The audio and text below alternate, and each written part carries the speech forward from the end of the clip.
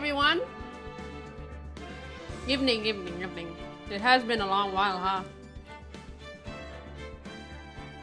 Sorry for the delay.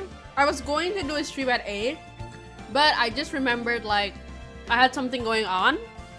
So I just started, I just figured, it's Friday night anyway. Let's just start like in the evening. I know a lot of you don't watch me in the evening, but I really wanted to continue this case as well as the stream on Twitch because I haven't streamed on Twitch for a while. So tonight, I hope you guys are doing okay. So tonight we're going to be playing Phoenix Wright Ace Attorney, the first game. However, we're going to be playing the DLC, which is the Turnabout. I forgot. I think it's not Turnabout Sisters. It's Turnabout something. We'll see later. I know how. And also, like, another thing is that my throat isn't feeling as well as usual. So I decided that maybe I would play later because when I was going to play it, the moments before I was going to start stream, my throat wasn't doing very well. But I guess like after a few hours and also while eating, I'm eating right now. I think it'll like be.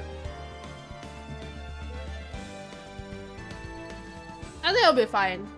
Yeah. Also for dinner, I'm eating pork. Again, this is super casual, super chill kind of stream while I voice act as usual, and you guys can just enjoy while, you know, preparing for the weekend. All right? Okay, let's jump in. Rise from the Ashes. That's the last game from the last case from the first game.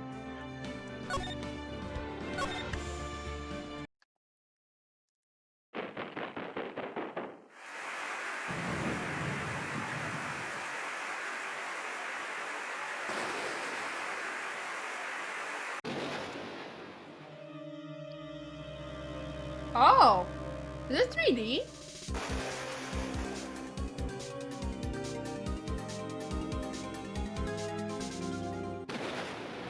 Oh shoot.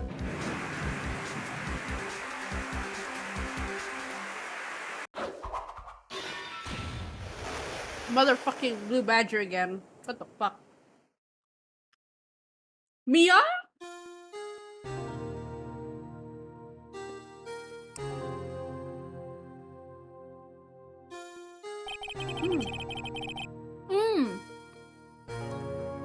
I forgot. Maya left the office. She went back to...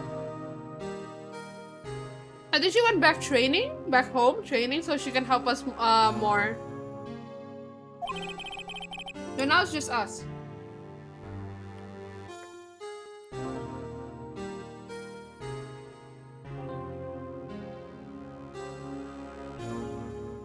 Okay. 3 months without Maya. 2 months without a single trial.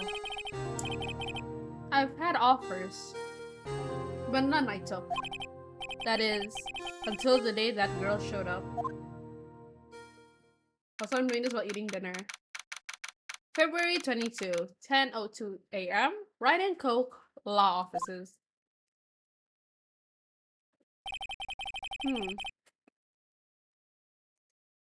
Why do I come here to the office every day? It's not like I want to work. Oh, right, because it's only him.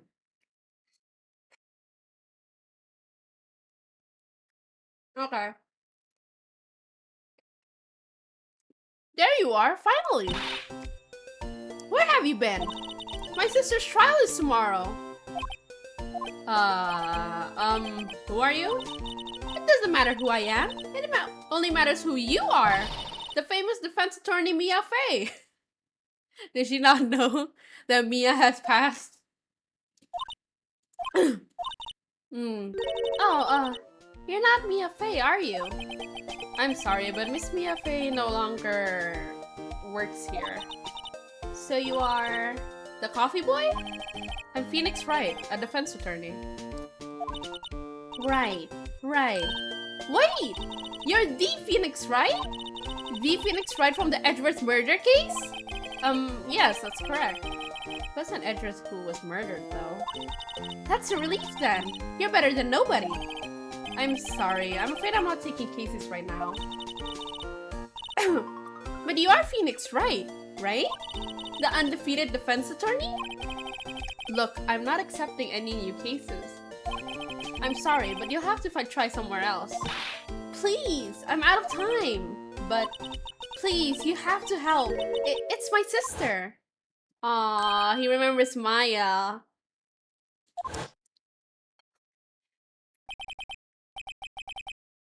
Maya? Could it be?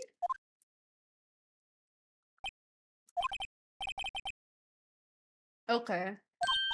I'll hear you out. Really? Thank you so much. My name's Emma Sky. I'm a scientific investigator. Scientific investigator? Emma, was it? So you're a scientific investigator? Yes, that's right. Is something wrong? No, it's just you seem kind of jumpy. Or maybe just young? Young? I'll be 16 years old this year. That's young. Oh, I see. Wait, only 16? I'm set to be formally assigned to forensics in 3 more years. My work is becoming quite well known. At my age, no less. So what exactly is your current position then? Well, legally speaking, I guess you'd call me an 11th grader.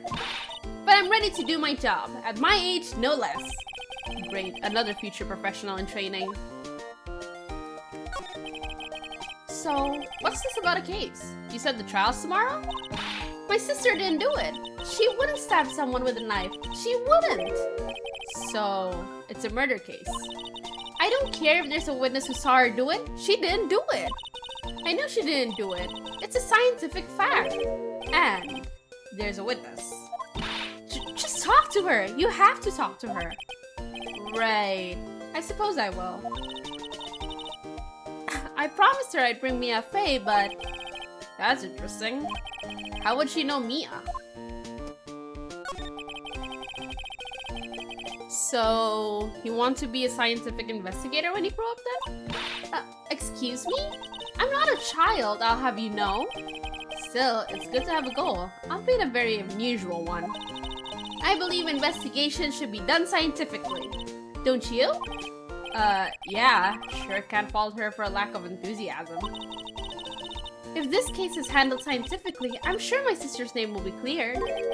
Your sister? Objection! Hi Ryan, welcome to the stream. I've been doing research, you know. I hope you have eaten dinner, as I am currently eating mine. I'm developing a new scientific method of case investigation. I'll show you when I'm done. I'm looking forward to it. Guess I should get down to the detention center and talk to her sister.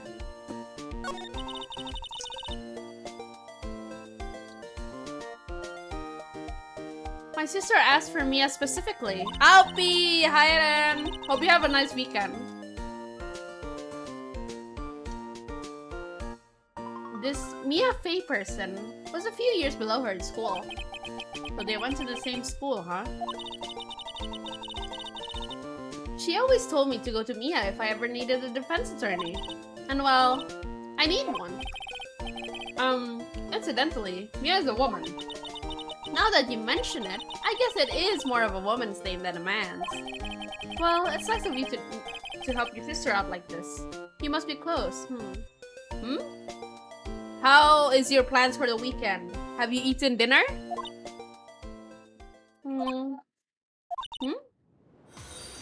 Oh! Hi Ginda! Thank you for following. Hehe.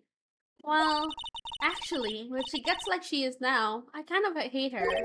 Huh? But she's my only family. Your only family? What about your parents? They died in a car accident when I was little. I did eat gambus for dinner. Oh, nice. I'm eating pork. I don't know what this is though. Like, I don't know how to explain it. It's literally cut pork.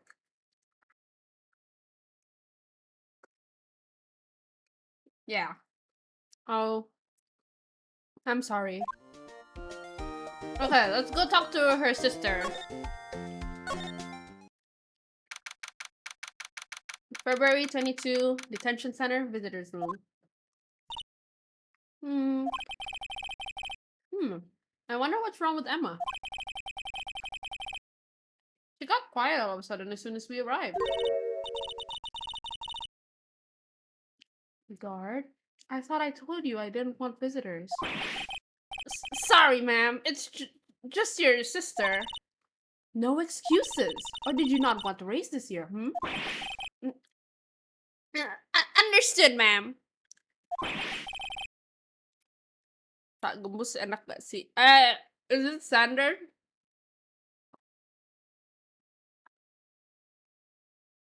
Is pak gembus like... I forgot it. Is it like rice and chicken? I forgot. Please remind me. What was all that about? Hi, Lana. Funny. I seem to remember specifically telling you not to come here. Perhaps my memory is failing? Oh, I am geprek, yeah. Look. I didn't want to come here either, okay? But your trial's tomorrow and you still don't have a defense attorney. I'll be the one in court tomorrow. This has nothing to do with you, Emma. Isn't that right, Mr. Wright? Oh, she knows. Hey! How do you know me? Mia mentioned you. I've heard. Quite a bit. I'm sorry. What exactly is it that you do? My name is Lana.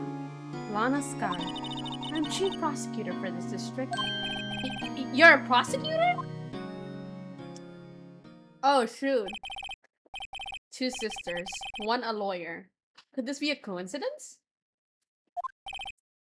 Emma. Lana. I mean, they're just like...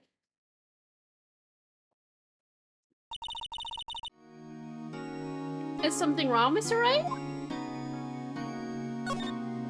The case. There's something you should know from the start. Which is? The suspect in this case has confessed to the crime. Huh? Oh, wait! But the suspect is... The suspect is... me. I didn't. Well, Mr. Wright? Well... Why don't you begin by telling me exactly what happened? The crime took place yesterday, February 21st at 5:15 p.m. That's quite specific. That was in the witness's deposition. The witness clearly saw me committing the crime. My, that was a bit of bad luck, wasn't it? The crime took place in the underground parking lot at the prosecutor's office. The body was found in the trunk of my subordinate's car. Why is it whenever it has to do something to do with like sisters and it's sad, it's always this song playing? The prosecutor's office, huh? In your subordinate's car trunk? Classy. I was arrested on the spot. Caught red-handed, as it were. Well, that's just great. So who was the victim?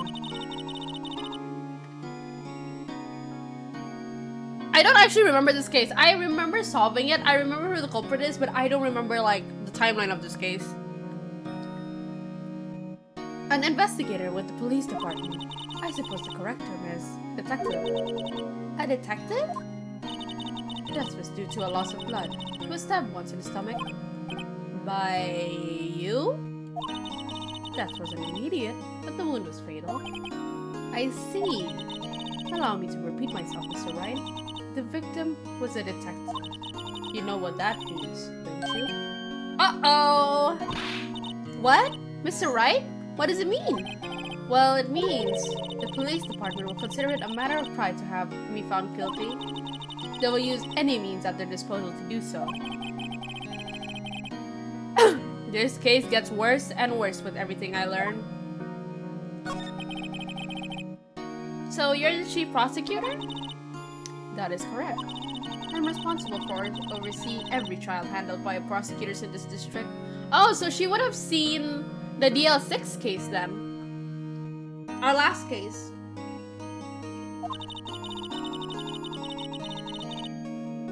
I make sure the prosecutors have what they need to do the job and manage every aspect. Those are my responsibilities in a nutshell. That's an awfully large nutshell. Still, I'm a little surprised. I would think you'd recognize the district's chief prosecutor, Mr. Wright. Huh? In fact, it seems impossible you wouldn't. Lana? What happened to your hand? Oh, this?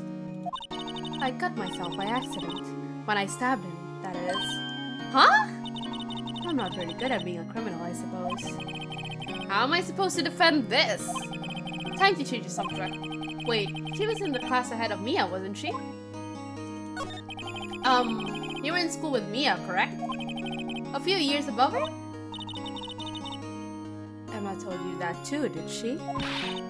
Well, why not? I did drag him all the way here from his office. Although it seems he has very little in common with Mia. Hey! It was in law school. I was in my 3rd year, and she was auditing the class. She was different than the other students. Different? She was strong. She'd do anything to become a defense attorney. Anything.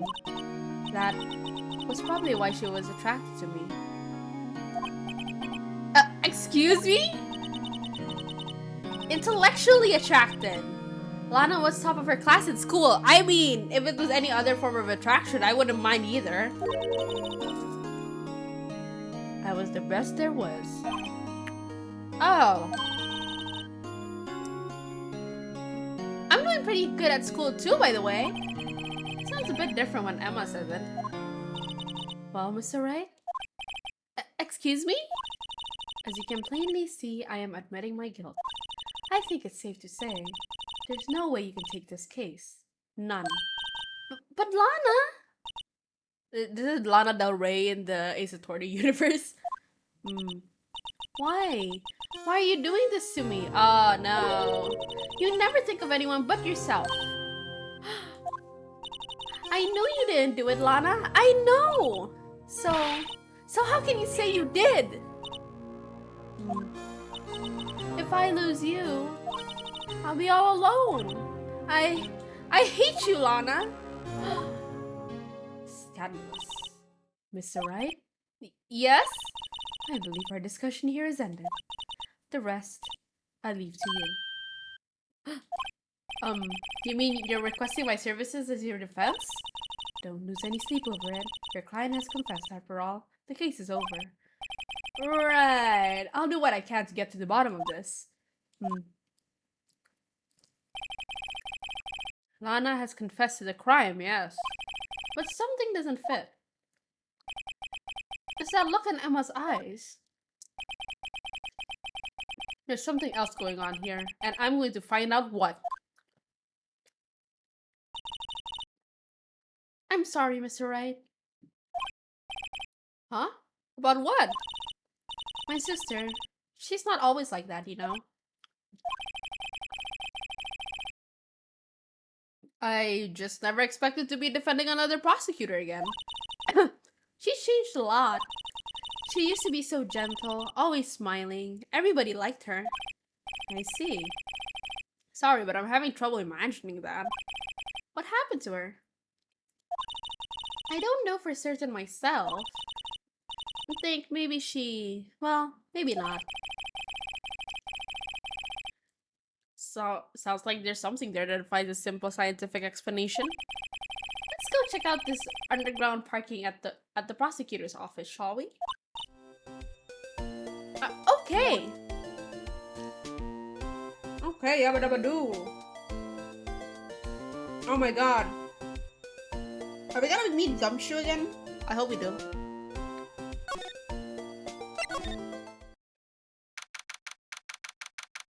Okay.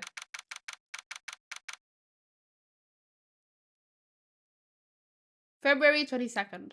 Prosecutor's office. Underground parking lot. So this is the lot where it all happened? Looks like they're still investigating. Funny that my first visit to the prosecutor's office should be like this.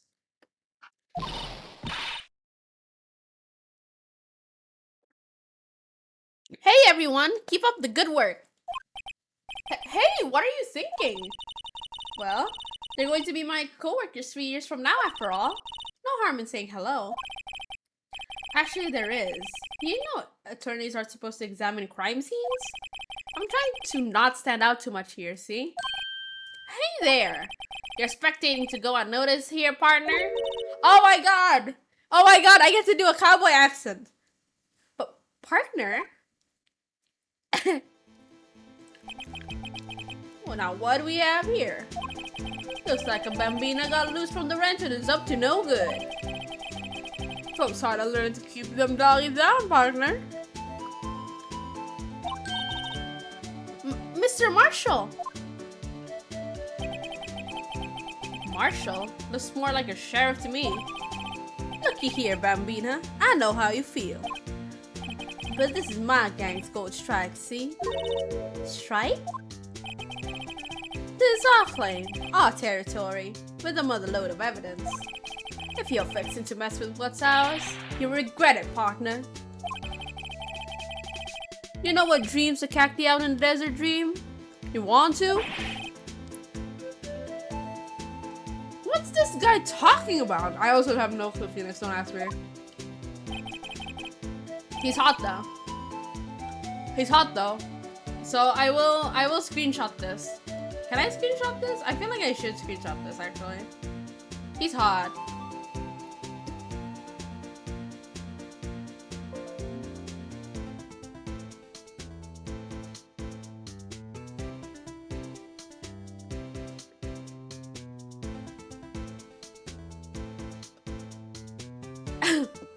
You head along home now. Happy trails, Bambina.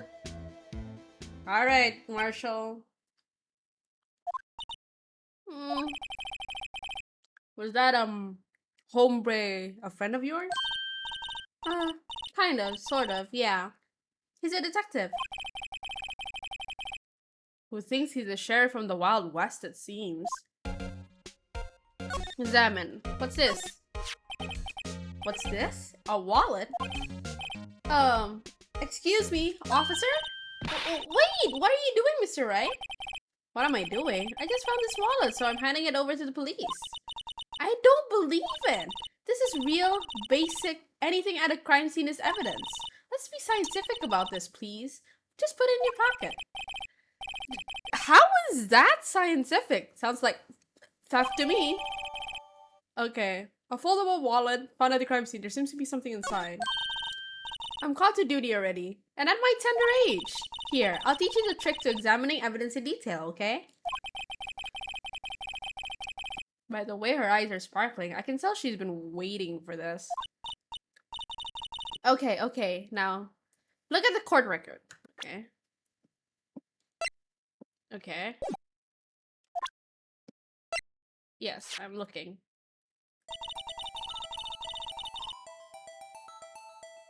Wow. I'm so used to the pixelated vibe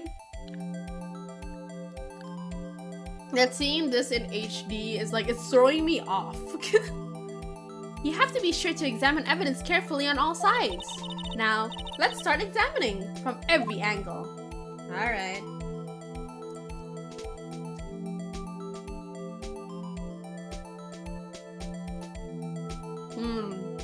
It's a wallet. Oh, we can open it. Oh look! I think there might be a clue here. You should check it out with a press of enter.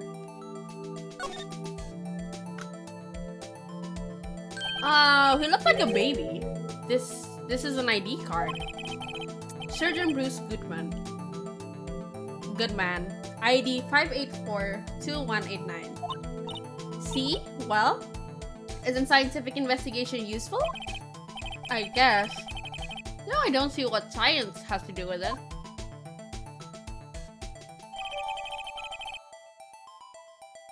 I like the music. It's really cool. Goodman's ID. Our investigator's ID card. Found at the prosecutor's office crime scene. ID 5842189. Let's be sure to examine every piece of evidence we find, or in Edgeworth's words, every nook and cranny. I guess I've got to be on my toes from now on.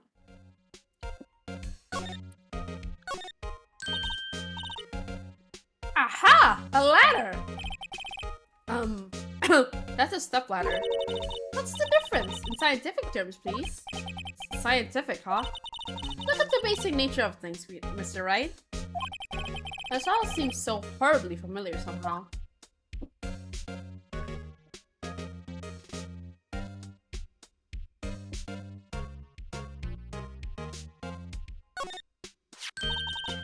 Here, a phone! Let's see if it works. Hey, don't touch stuff you don't need to be touching. I can't hear anything. My ears! No, my ears! Maybe it's due to the barometric pressure. What is she babbling about? Hey, what did you just say? See? You can hear just fine. The phone's broken. Okay.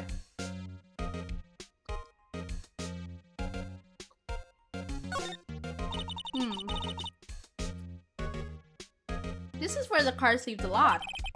There on the ground makes it more look like an entrance. What are you talking about? It's plainly an exit. Well, maybe it's both. Kind of a dual purpose? Aha! The theory of relativity. What? I've got to write this down. Hey, Mr. Wright? Maybe, you know, was Mr. Relativity German or was he British? Mr. Relativity? Are you sure that was his name? Look, a stylish glass-walled room. Very nice. You can see the whole parking lot from in there. It says security. Maybe it's a cafe? Huh? Cafe security. Yeah, that must be it. Let's check it out later. I hate to break it to you, but I think that's probably just a security guard office. You know, I scored a 97 on my science test the other day. Too bad they don't even have a test for common sense. Okay, that's fine. Whee. Oh, there is everything. On someone's phone.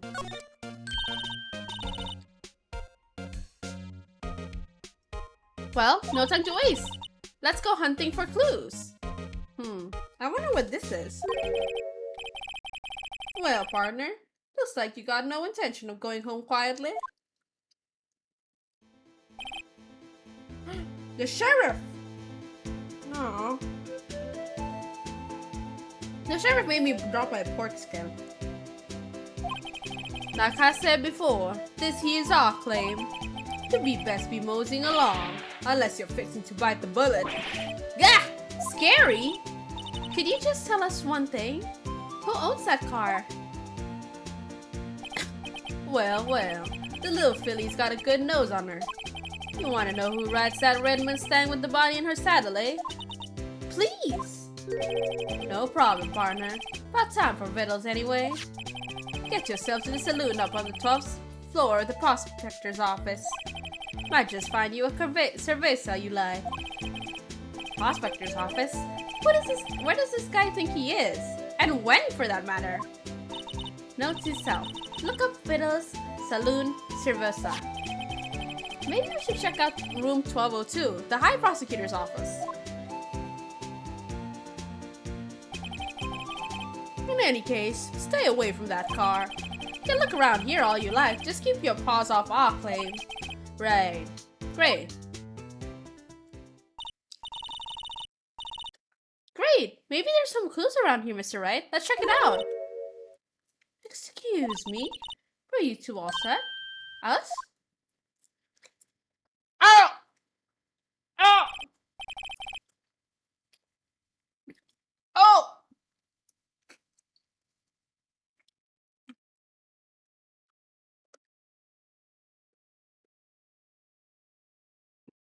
Oh my god! What do I do? I'm nervous. I'm nervous around her. Oh gosh.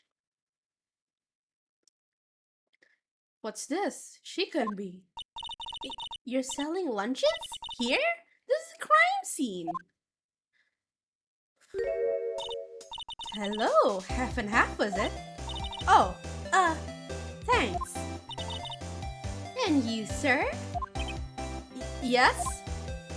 Some crunchy goodness coming at you. Thanks. Interesting way of doing business.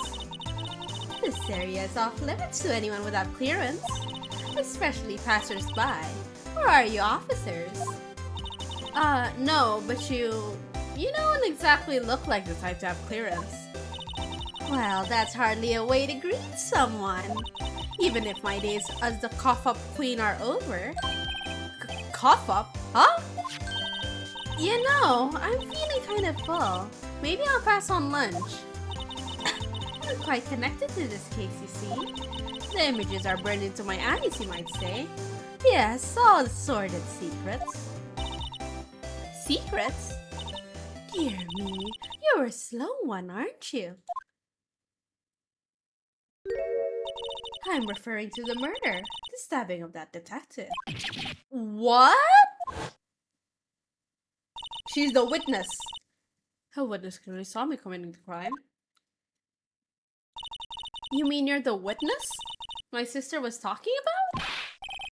Please, cough up queen, tell us what happened. The name is Angel Star. Don't you go forgetting it. Or before you know it, I'll have you whimpering at my heels.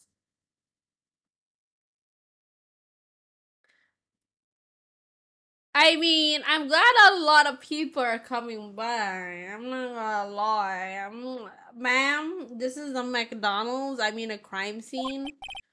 Yes, ma'am. Phoenix. Yipes, she means it. Alright, ma'am.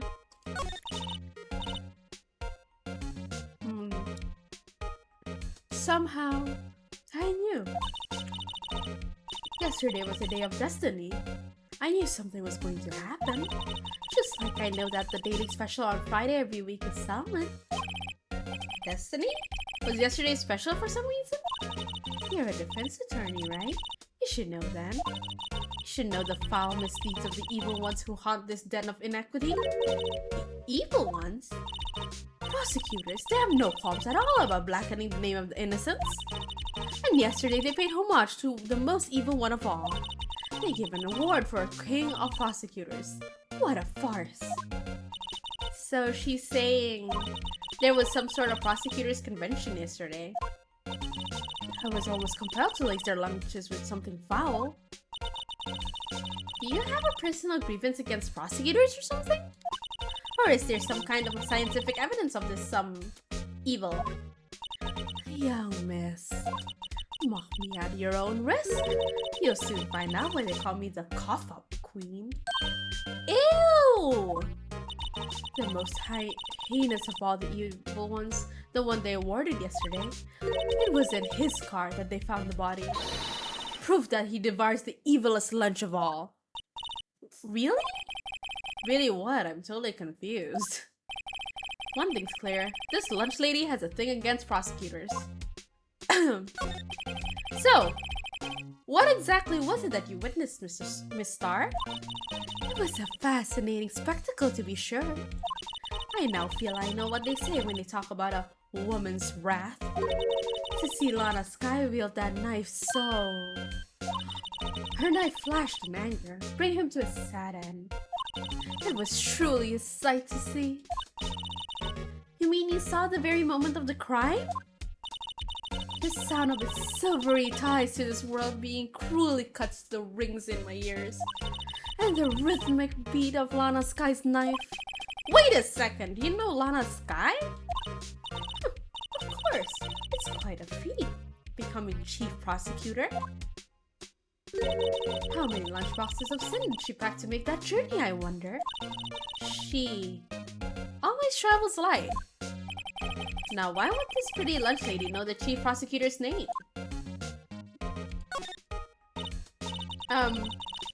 Could we ask you a bit about yourself, Miss Star? I come here every day to sell lunches. I import only the freshest and best from the Far East. She is such a fancy, like, lunch lady. I'm gonna be real, I would have thought her lunches would be like, I don't know. Her lunches would be like 500,000 or something. She looks so fancy, bruh. For some reason, the box lunches are a hit here. Why not make the lunches here rather than import them? Did you say something? No. Only true connoisseurs can understand. The kind you can only tell someone has tried General Tso's trilobite lunch set. Never mind. You win. I don't even want to appreciate part of a trilobite's flavor. Anyway, I come here every day to sell lunches. My boyfriend works in the security room here at the prosecutor's office. Your boyfriend? Damn, she's taken. Never mind. See the security room over there? The glass-walled booth? I sell my lunches, and since I'm here anyway, I drop in to see him. Since you're here anyway, I guess selling lunches is more important than romance. So, to scientifically analyze the data available so far, you, Miss Star, a lunch vendor with an ulterior motive for coming here. Useful analysis. Not. Did you have a bad experience with the prosecutor, Miss Star? I sense some hostility. Hostility? Ha! Perhaps. Prosecutors are all alike, and the bigger they get, the worse they smell. Kind of like 10-day-old clams in the chowder. I wonder if Miss Star was involved in some sort of legal trouble in the past. That'd be a sure cause of food poisoning, scientifically speaking, of course. I mean, now you're talking cough-up queen. I thought she was just a lunch vendor, but now I'm not so sure.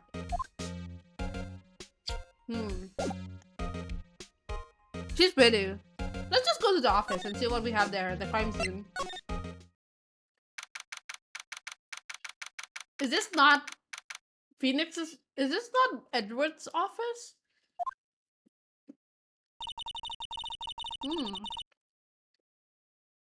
This is the kind of room that just screams I can do the job. Quite a shade from your office, really. Thanks.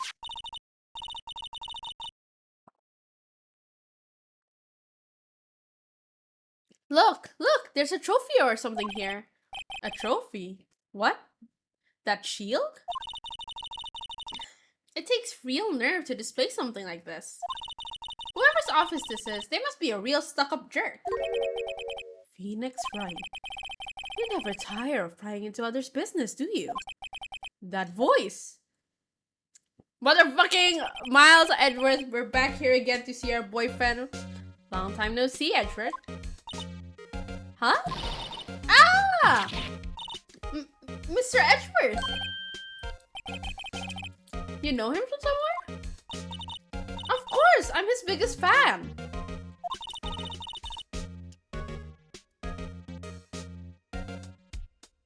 My sister introduced us once and... Right. Her sister is the chief prosecutor after all. Well, what brings you here? I'll warn you, I've been known to be a real stuck-up jerk. No, did I? No! I was just Mr. Right here, Hey, don't blame me! We're just here to investigate a murder case. Murder? A body was found in this nasty bright red sports car. Please don't tell me that this is his sports car, because that would be so funny. This nasty bright red sports car in the parking lot. That would be my car. What of it? I'm sorry. I would like to apologize to the Academy. But you do have a bad car. You know what? Emma was kind of right. It's like bright red, dude. Like, is it supposed to be a Ferrari or something? What? What? Your car? I'll say one thing. She certainly can scream. Goddamn. So, the body was found in your car? It's like this man cannot get arrested. He is trying to rest from the last case. And there's always some shit going on. Let me finish my pork.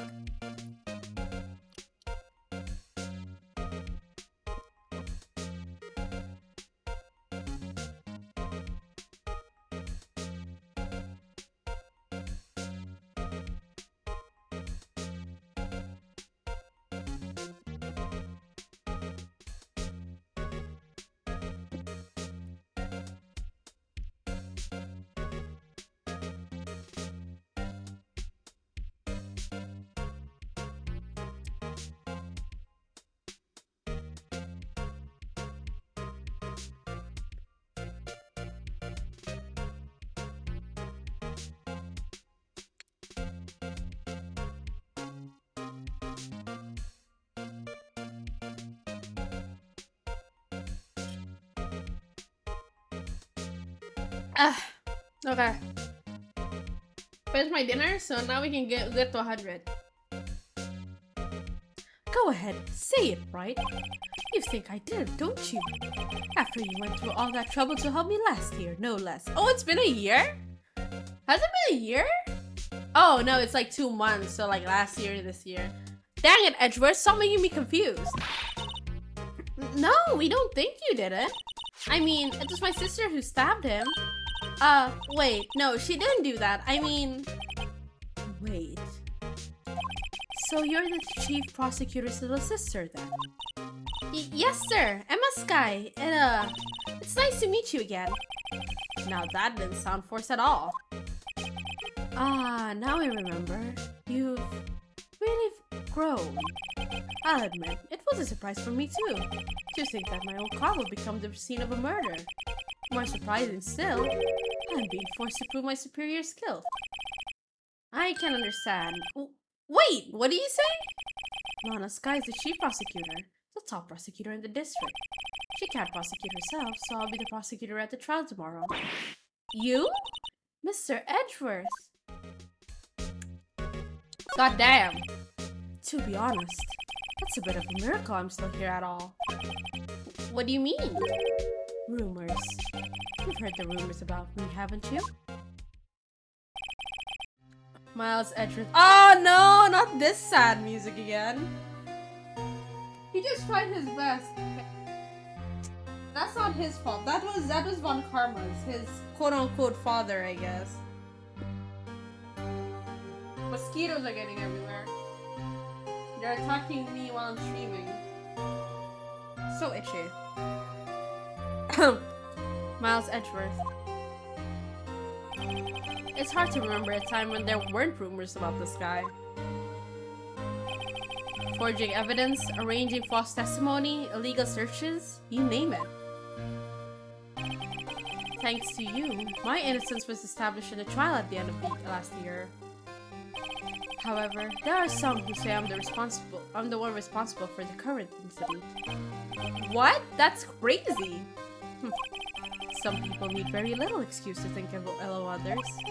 It's a fact of life, impossible to stop. But some of them even go so far as to present me with toys like this. They think it's funny. Toys? That bronze shield? There's got to be a story behind that one. Chief Prosecutor Sky? Yes. We first worked together on a case 2 years ago. It was my first big case. That's right, I remember. 2 years ago. I wasn't even a lawyer yet. Sheesh! It's attorney time. Hi, Tex and Jen! Welcome to the stream. It's just a chill, visual novel, voice acting kind of beat. Since then, I've always felt that she was looking out for me. It appears I was mistaken. Mistaken? Why? I mean, I know she's not the warmest person, but I'm sure she felt some responsibility for you. Then, why? Why did she stab someone in the trunk of my car? Not only that, she stabbed him with my knife. What? Mr. Edgeworth, your knife was the murder weapon? To be specific, it was the knife I keep in the toolbox in the trunk of my car. Edgeworth's knife added to the court record. Edgeworth? What? Are you sure you didn't do it? Come on, can't you take a joke? Phoenix! He almost went to jail last time. Calm down. You have a strange sense of humor, Mr. Wright. I want to examine his office. I want to see what the heck is going on with his chess pieces. Hey, a chessboard! I'm not too up on my chess, but it looks like blue's in a bit of a tight spot. The red knights have surrounded the blue pawn. Huh? Those horses are mounted knights. Their swords have really sharp edges. And check out that poor pawn. His hair is kind of spiky. Kind of reminds me of you. Mr. Edgeworth must be an avid chess player. What's wrong, Mr. Wright? Edges. Surrounding a pawn with spiking hair. Nah, it's nothing. Nah, it's nothing. We're cool. Oh, that is tea set. Ooh, cute. What a pretty tea set. I go more for the instant tea bags myself. Amazing. The jar below is filled with packets of tea leaves. They're all sorted by place of origin and flavor. Look at this royal blend. What an exquisitely splendid concoction. There's such a thing as taking a hobby too far. Steel samurai figure. My. What an amazing bouquet. Just right for Mr. Edgeworth. No kidding. Hey, there's a card on it. Back from the dead. Wendy. Oh, not Wendy old bag. Wendy. I've heard that name somewhere before. And beside it, a giant steel samurai. Wow, I want one. Huh? There's something written on the bottom of his foot. Between a rock and a hard place. Wendy. Wendy? Is she Mr. Edgeworth's fiance? No, it's motherfucking Wendy Oldbag. I don't think so. Desk. A work desk. It's quite tidy as one might expect. What a nice desk! Easy to use and easy on the eyes? It's polished so well I can see my own reflection. Strange. Why did I just picture Detective Gumshoe? Maybe I'll take that name plaque as a souvenir. Don't. He'll sue you. This is clothes. Wow! This jacket is even lacier than his usual ones. This must be his lucky child jacket. Lucky jacket, right? I've never seen him wear it. I'm sure there's a story behind why it's in a frame. Maybe I'll be naughty and take a picture. He's getting way too excited about this. I've been wondering, what the heck is this? It has a big K on it. Prosecutors. Huh? What's that? It's the King of Prosecutors trophy. King of Prosecutors? It's a great honor. They send that shield to the best prosecutor each year. What? So? So that K, that's... K stands for king? Yeah, you got a problem with that. I didn't design the thing. King of Prosecutors. Kind of like Employee of the Month, only better. It's so tacky, but alright. Alright. I won't say anything. Whoa, what a view! It must be nice to have an office on the 12th floor. I guess you would feel important. Incidentally, for you to jump out this window, the time until impact with the ground would be... Got it! Approximately 3.23 seconds. That's handy to know. Whoa! These are all case files? They're stacked up to the ceiling. There's even a ladder. Ah, I thought Edgeworth wasn't good with heights. He must have had someone get them for him. Gumshoe. He gets Gumshoe to do his stuff. Strange. Why did I just picture Detective Gumshoe? He must study these case reports so closely. He's so cool. You wouldn't say that if you saw him sweating bullets up on that letter. Okay, I think all is checked. Oh, all is checked out. What else should I say? What else should I examine? The sofa? Alright. Mr. Edgeworth has such a comfy sofa. Sofas like this make me want to curl up and take a nap.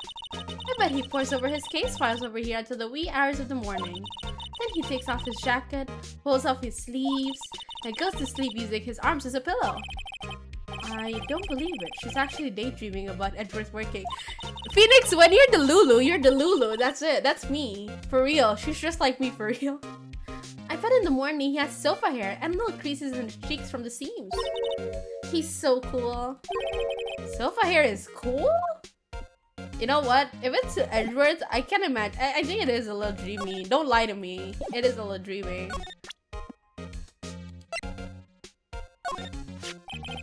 Say, Edgeworth, I was wondering about this. Mr. Wright? Huh? What? Are you sure you should be showing that to Mr. Edgeworth? Oh, he'll take it for sure, won't he?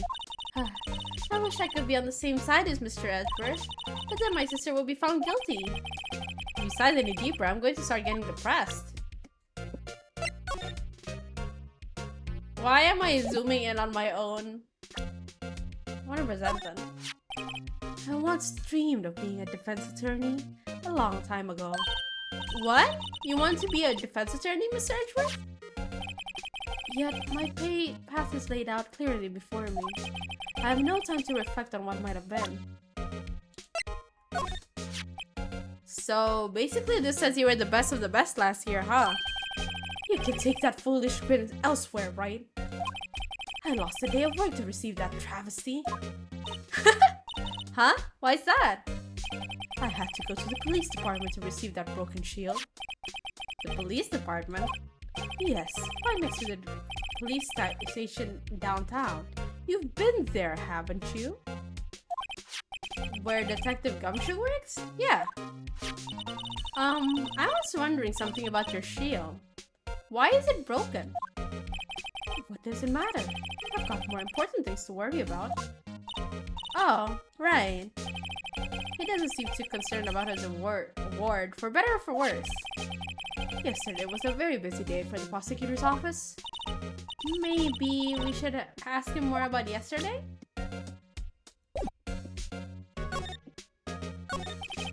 Could you tell me more about yesterday, the day of the murder? Yesterday was the annual cleaning day at the prosecutor's office. Cleaning day? Working with the police department, we sort and file all evidence for solved cases. We call it evidence transferal. Wiping your hands off old cases, in other words. Oh, and another thing.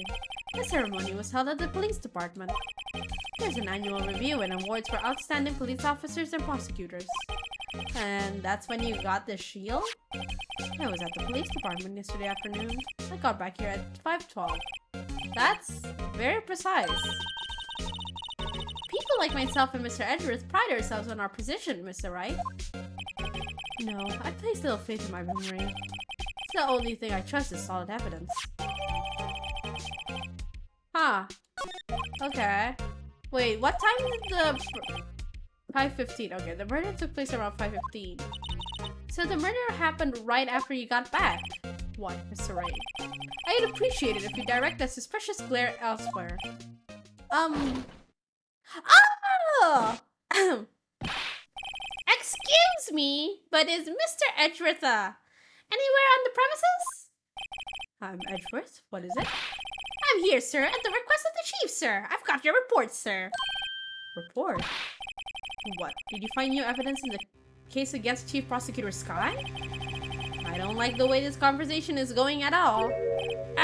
Sky, sir? No, sir.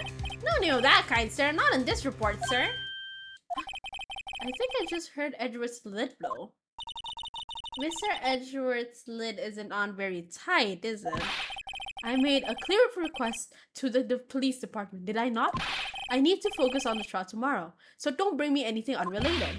Sir! But sir! I'm just following orders, sir! They told me to bring this to you! I wasn't aware of the particulars of your arrangement with us, sir. Give me your name. Yes, sir. Meekins, sir. Officer Meekins. Right. Officer Meekins, take your report and leave. And good luck with that raise next month. But sir, I didn't know. Actually, to be fair, he actually didn't know. So that's not on him. That's on the police department's office. He's just trying to deliver his stuff, Edgeworth. Leave the poor guy alone. Poor guy. Looks like he was absent on the day they gave out brains and good luck. Right? Yes, sir. Yes, sir. Sir. Alright, Phoenix. Gah! He caught me off guard. As you can see, I'm busy. You may leave now. Let's do what he says, Mr. Wright. The victim was a detective from the same department as that patrolman just now. Go down to the police department. You can ask more there. Thanks. He seems to have finally calmed down at least. I mean, it's not Meegan's fault. He was just delivering whatever he had to be delivered. Oh, it's the Blue Badger! I love him. Da na na na na na na na na na. Whew. We're finally here. Why would they put the police department so far away from the prosecutor's office? Beats me. That took almost 30 minutes by taxi. And traffic wasn't even that bad. The police department, huh? I've only ever been to criminal affairs next door. Huh? Hold on. What's that? Na na na na na na na na na. Disturbing? Why does it undulate like that? It looks cute. What are you guys talking about? Oh wait, I know. This is the Blue Badger. They're trying to make him the police mascot. Wow, Mr. Wright, you sure know a lot about the police. Still, he does seem familiar somehow. Forget the Blue Badger. Who's that next to him? Someone appears to be dancing with the Blue Badger? Uh-oh, he noticed me. He sure is running over here fast. Hey, pal, what are you doing here? Gumshoe! That's my line in Detective Gumshoe. Specifically, why are you dancing over there? What? Well, at least he doesn't seem to be busy. This is our chance to get information. Hey, I'll have you know I'm a very busy man, pal. I don't know. I'll give you one word of advice, pal. You better not agree to defend the I don't know, Gumshoe. That's a little too late for us. You better not agree to defend the suspect in this case. Why not? Huh? Well, it shows that the chief prosecutor has confessed to the crime. She says, every time I'm looking at the victim, I kind of feel bad. He just kind of looks like... He looks like Precious. He looks very nice. At least in this picture. She says she summoned the detective to the prosecutor's office and she killed him. But what if she's not telling the truth? Yes, well, no! Come on, pal! There's plenty of evidence against her! But what if the evidence was fake? Hey, pal, can I speak to you for a second? Huh? Me? Why is this little girl so peeved at me? She's a relative of the suspect. She's Lana's guy's sister. Whoa! The chief prosecutor's little sister? Just please investigate this case carefully, okay? Scientifically. Yes, sir! Oh, by the way, you might want to keep your voices down. You don't want to be overheard using words like faked. Huh?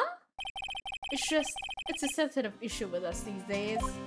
Right, because there was a lot of fake evidence. So, what are you doing here, Mr. Detective Gumshoe? Me? Oh, well, nothing really. They kicked me out of criminal affairs. Detective Gumshoe? What do you do this time? What do you mean this time? Then, what happened? I know things are busy right now. I mean, with my sister's case and all. It's true.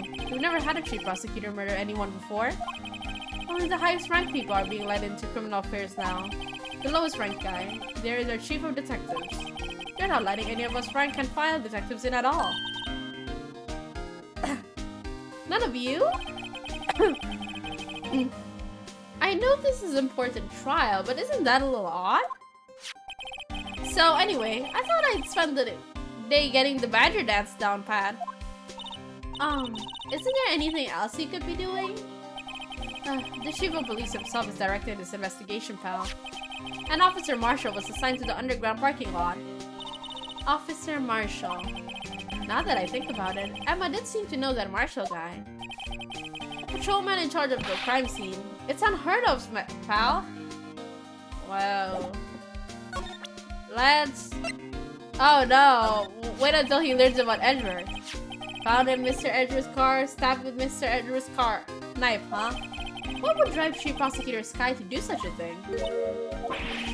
Wait, I mean, sure, of course someone else really didn't.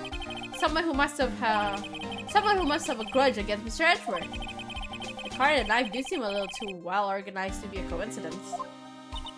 Poor Mr. Edgeworth. What could have happened? We have to find out a little more about what's going on with Edgeworth. I gotta feel bad for him, honestly. Hey, that's it!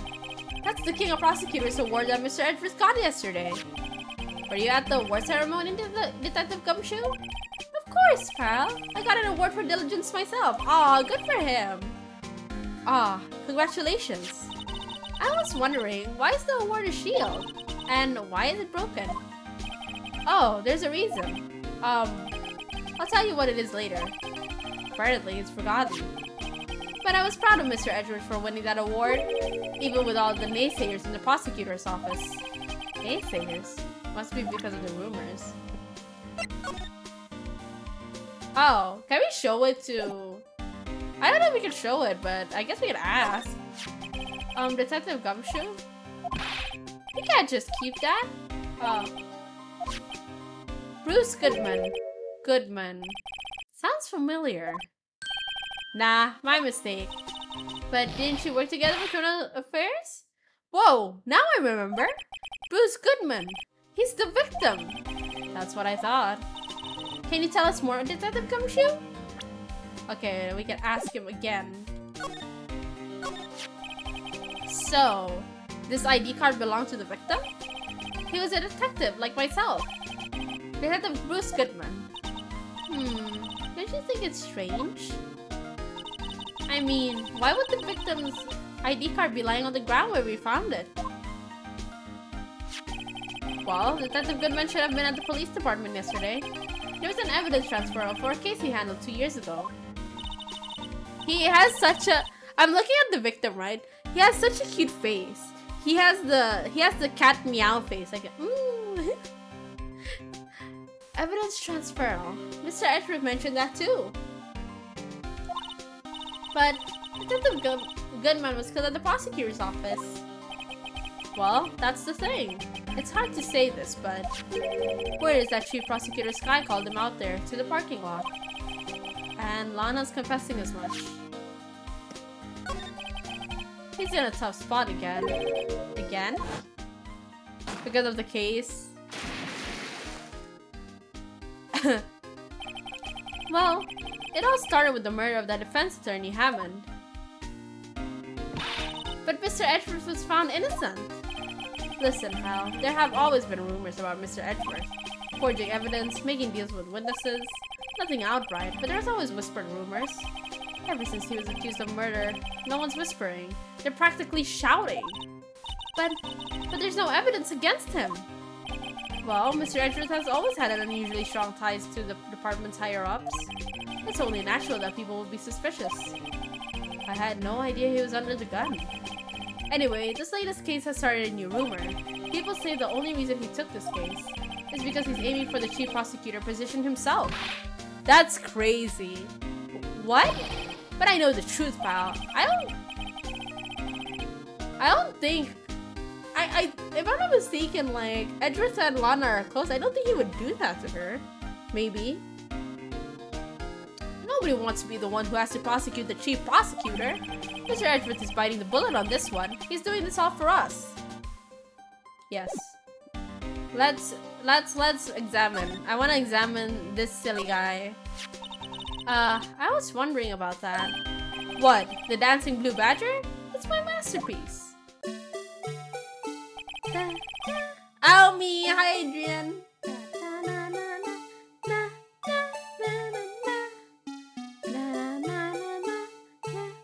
It's so cute. I love it. The chief threw together some designs and I just did my thing, pal. Nice work. It's battery powered so it can go anywhere. There's no switch, so it just dances until the batteries die. Poor Blue Badger. Faded to dance until he drops. Blue Badger panel added to the court record. And that's all I know about that. I'm not officially on the case, you know. Thank you. Why aren't you handling the case, Detective Gumshoe? You met the guy who is, what was his name? The guy in the parking lot? That'd be Officer Marshall. He was appointed directly by the Chief Police. Officer Marshall. Is he some kind of Wild West detective or sheriff or something? No, Jake Marshall's just a regular officer from West LA. For a moment there, I wasn't sure. Look, pal, let me try to make things a little easier for you. Show them this and they'll let you examine the crime scene. Maybe. Letter of introduction. Okay. Just act like you're supposed to be there and nobody will look at you twice, pal. Oh, let's see.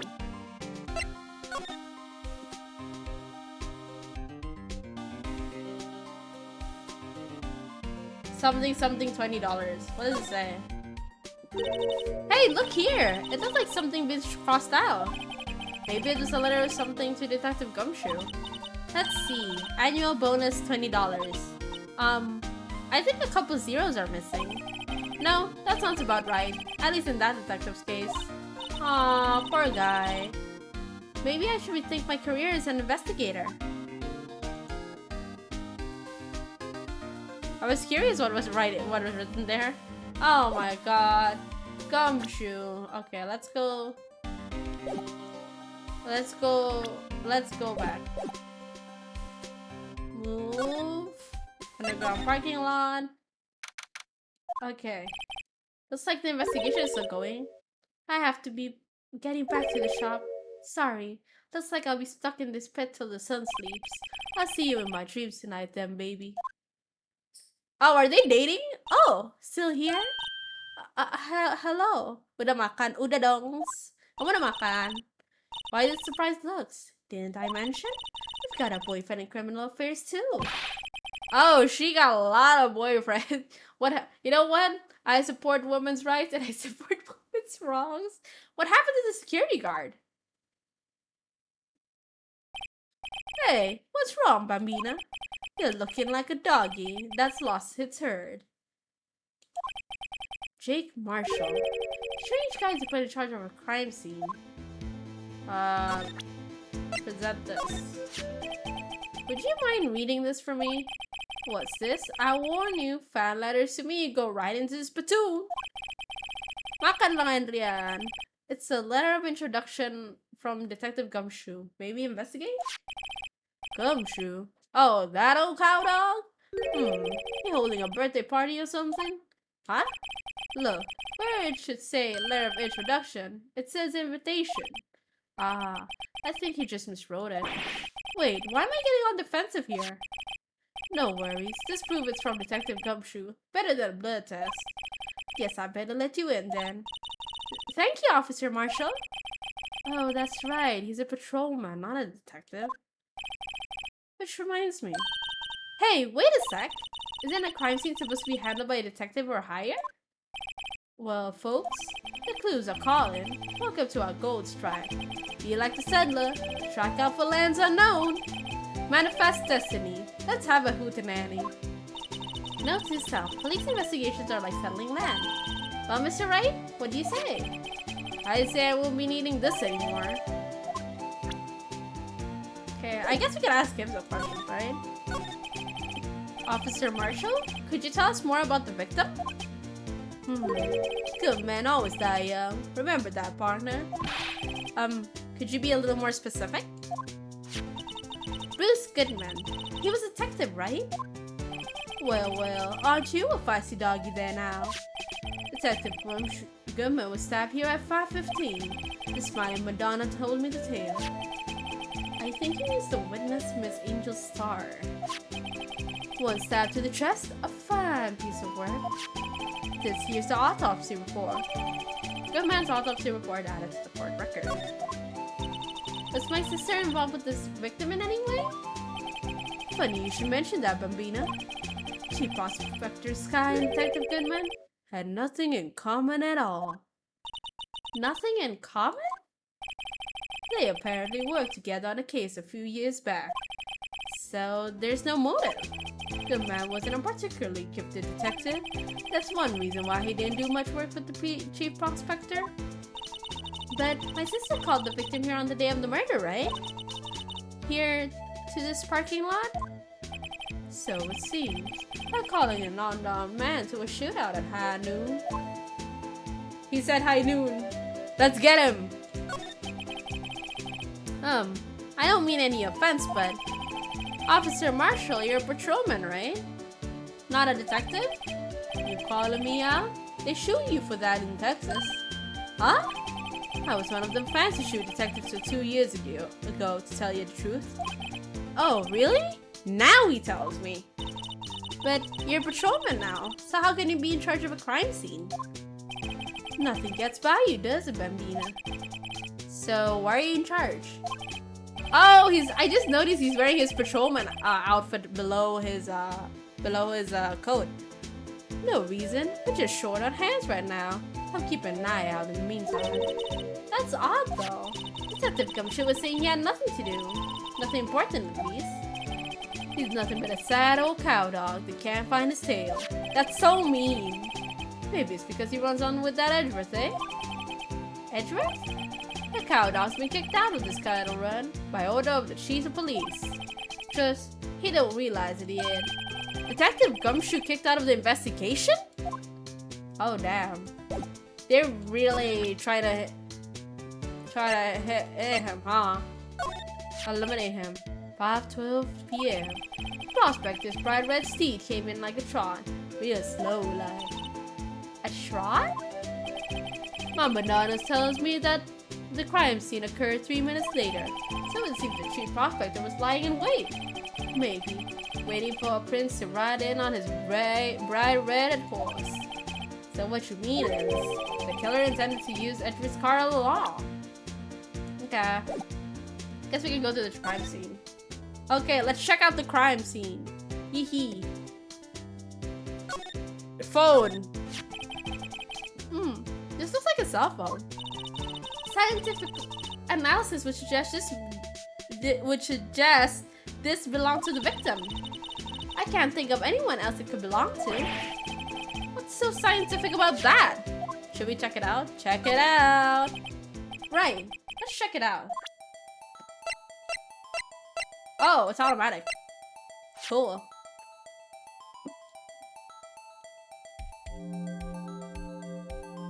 Oh, that is a strap. Man, what a boring strap. What's wrong with it? Everyone has different tastes, you know. Here, check out mine. It's a pink princess strap. These are hard to come by, you know. I see the series is popular as ever with the kids.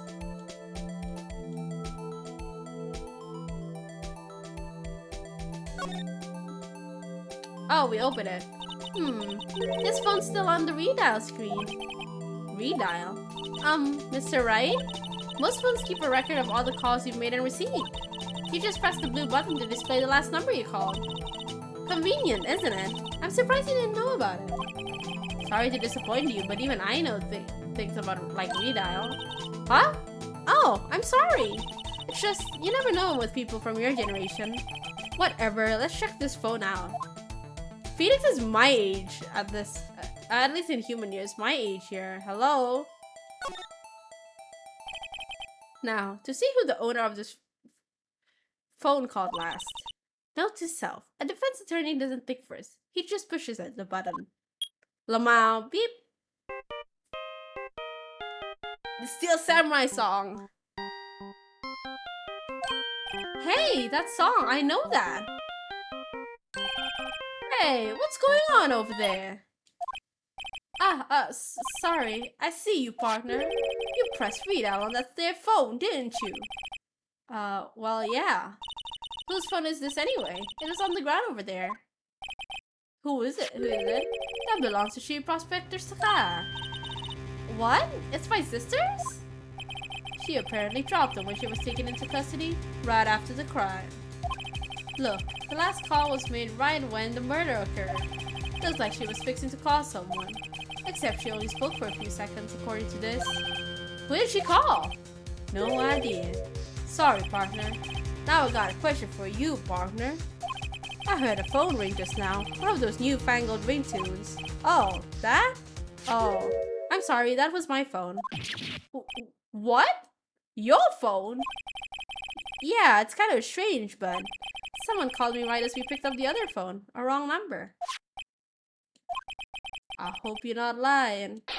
They shoot you for that in Texas, partner. Oh. I mean, doesn't that mean that... Wait.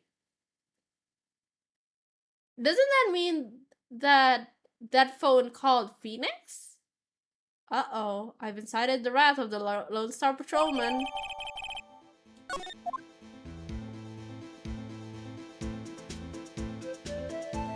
I might be wrong though.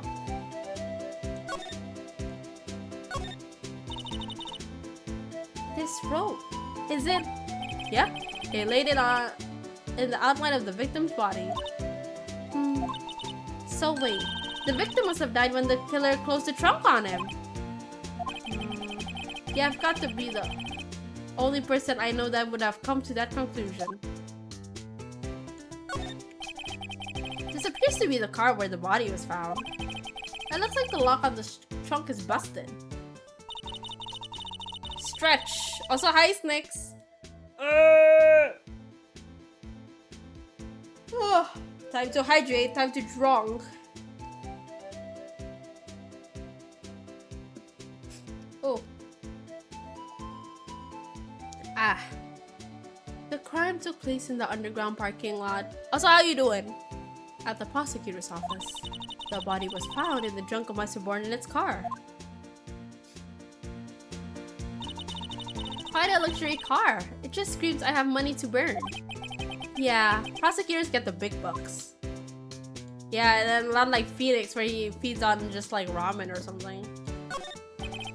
B block is through there. That's where visitors park. I can see the lunchland car over there, far in the distance. Hey, you're right. I like the cute design of the door. I can see a cartoon cow munching down on a juicy looking steak. Hello, Almond. Yes, lawyer Phoenix Wright just got back from watching the Barbie movie. Oh, nice. It's still ongoing in cinemas? Pretty great. Ah, nice. It's good to hear. Did you wear your pink, sir? Isn't that striking as a little creepy? A cow eating the steak. Just don't think too deeply about it and you'll be fine. Okay. Oh, we can check the trunk. What's this? Looks like a note of some sort. Look, something's written on it. You're right. Let's see. 67S122. There's a name printed on the paper above that. Goodman. Maybe it fell out of his pocket when he was killed. Well, so, what does it mean, Mr. Wright? How am I supposed to know? Note to self, for deductive reasoning, go to Edgeworth, not right. We all wore black. Ah, so you're doing the opposite effect. It's okay, as long as your heart remains pink, we'll all be good. Also, let me refill my water. Give me a moment.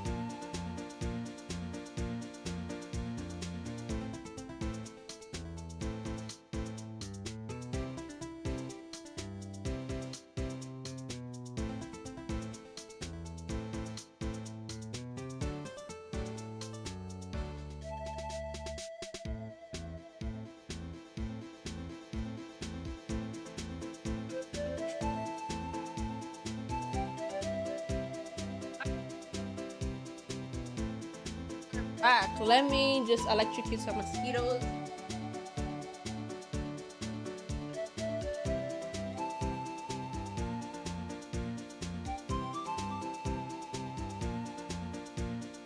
Okay. So many mosquitoes. It's just like the season, so it like they keep. If they're sick, I don't know if they actually are. Anyways, back to the show. Note to self, for deductive reasoning, go to Edgeworth, not right. I'm sure Edgeworth wouldn't know what this means either. Goodman's note added to the court record. Okay. A block. This area is reserved for prosecutors. Defense attorneys are really relegated to B block. I dream of the day when I will be able to park my car here. I'll go over to B block to buy my hamburgers from you, Mr. Wright. I'm not planning on giving up my job that soon. Okay.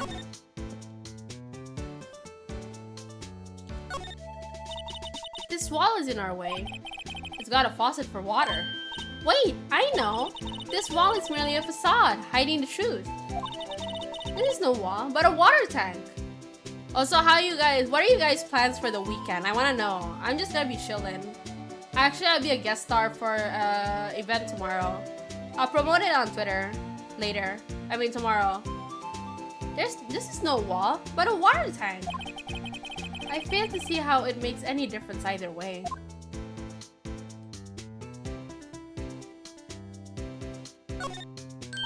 Look, a door! This must mean something.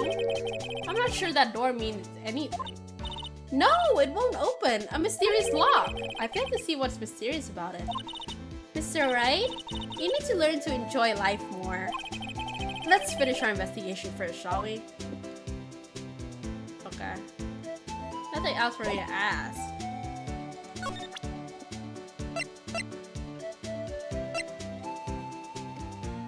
Oh, I guess I could ask about the murder weapon.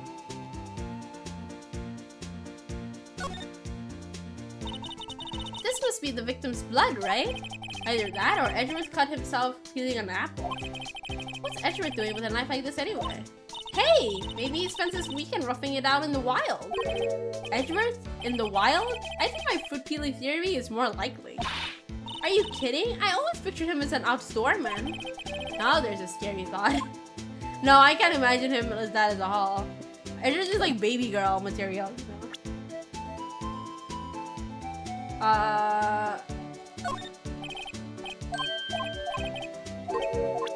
Remind me to never visit Texas.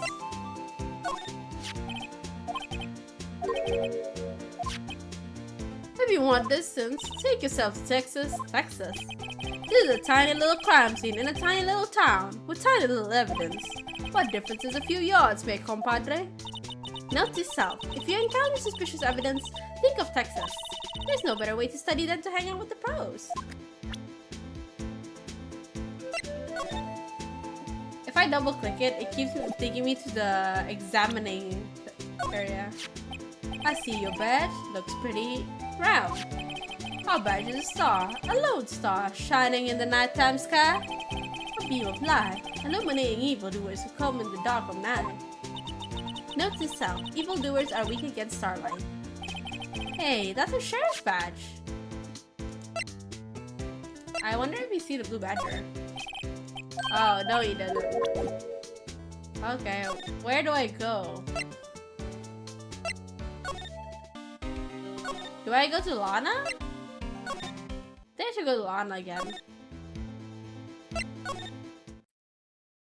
Oh, she's gone. Never mind.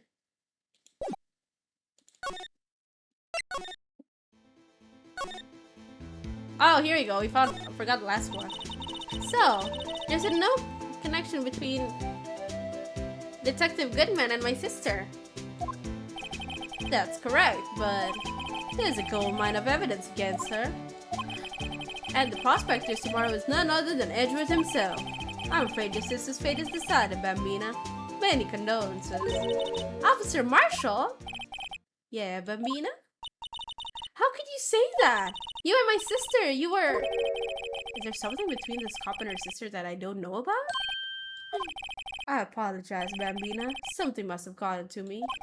Maybe it's that dry wind that's blowing through the prospector's office. Dry wind or ill will, something's up to something here. But who?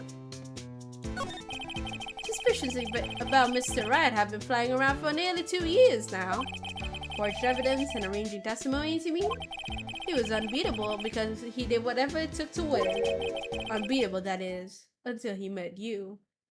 Not gonna lie, it seems like a little pretty fruity story, but we'll continue on. But rumors are just rumors, aren't they? These are prosecutors we're talking about. Evidence is everything to them. If you follow the rumors about Edge, you find one person, but they're off limits. Untouchable, you might say. One person? Who? Hate to say this, but it's your sister, Bambina. Chief Prospector Lana Sky. Lana Sky. What? My sister? Edgeworth could have rustled all those cattle by himself. Some people load their guns with bullets, some people load them with deals. What? You're saying Edgeworth was making deals to win trials? Where there's gunshots, there's bound to be bullets. That's what the old timers say. There's a big old secret hidden around here somewhere. Everyone knows it. Is that why Detective Gumshoe was taken off the case? Did they target him because he was closest to Edgeworth? So, well, how are we doing, Mr. Wright? I guess we've got some clues. We have an autopsy report, a note from the victim, and a cell phone. So, you think we'll be okay? Well, the only thing still bothering me is that Lana is confessing to the crime. She says she did it. No problem. I can guarantee that she's not the criminal. Oh, by the way, Emma? Yes?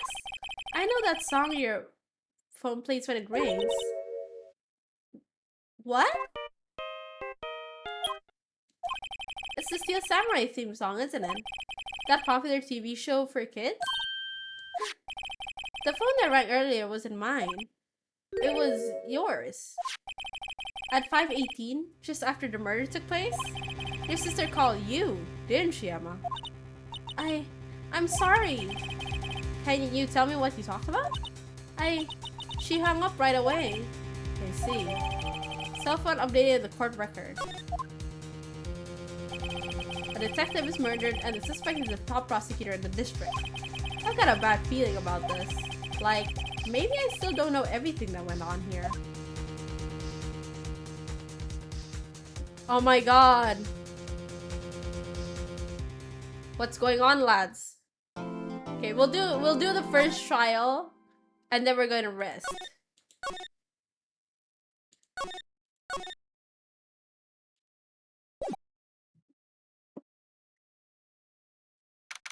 February 23, 9:34 a.m. District Court. Defendant Lobby number 2. How did the investigation go yesterday, Mr. Wright? Frankly, there's still a lot of gray areas. Or rather, the whole thing is one big gray area. Don't worry about me, no matter what the outcome. I'm ready to accept my fate. I believe in you, sis. Mr. Wright, let me offer you a word of advice. Yes? A defense attorney should never believe their client. The defendant is called to the trial because they're suspected of wrongdoing.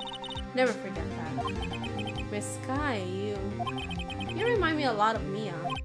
But there is one decisive difference between you and her. And that is, you're not a defense attorney. I believe it's almost time for the case. Trial. Good luck, Mr. Wright. Da da da da da da da da da da. Wow.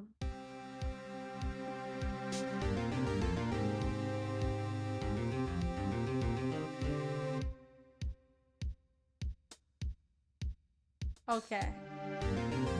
Let's get to it. Let's get to it, lads. No one's going to bail me out this time. Meow! I'll be alone in there. So I have to discover the truth all by myself. Let's do it, Mr. Wright. I'll be with you the whole way. February 23, 10 a.m. District Court, courtroom number 9.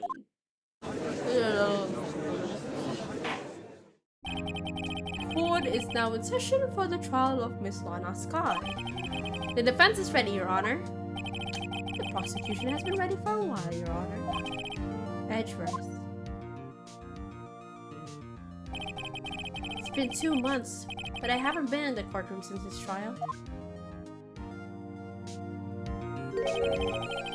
I hope that personal feelings will not be part of the proceedings today, Mr. Wright. I don't know why, looking at Edgeworth being like that with the script, it kind of just gives me like, oh, I'm a little shy, I'm a little annoying. I will choose the path I think is right, regardless of what those around me might say. The judgment to be made here is in our hands, not those of anyone else. Very well, Mr. Edgeworth. Your opening statement, please. Chief Prosecutor Lana Sky has committed an unpardonable crime. Not only this, but she was rash enough to commit it in the prosecutor's office lot. Wow, he's much more forceful in person. I suddenly feel like confessing to everything. However, she will now pay for her rashness with her life. There was a witness to her crime. A professional witness. Well then, call your first witness, Mr. Edgeworth. The prosecution calls its first witness, Miss Angel Starr, to stand. The cough-up queen? Her outfit is so cute. Haven't I seen you somewhere? You ordered the caviar lunch, right? Ho-ho! Caviar! I've never eaten caviar before. The judge is really wolfing it down. Yeah, and for you, I have a fiesta bowl. Ah, thanks. Will the witness state her name and profession? Ah, and you, sir? Did you order the fingerprint lunchbox? It is too early for lunch. Your name and profession, please. Well, Your Honor, how does it taste? So this is why everyone raves about caviar. It's so tasty it hurts. I always thought caviar would taste like pickled tapioca. What the heck does pickled tapioca taste like? Name, profession, now. I love Edgeworth. He always like has a hard time trying to get the to get his witnesses to say their name and profession. It's so funny to me. They like goof up with him so many times. Me, the name is Angel Star. Don't go forgetting it. I find myself running Lunchland these days. Is that what you wanted me to say, Mr. Edgeworth? Very well, witness. Please describe the incident to us. The prosecution will wait. I'm not finished eating.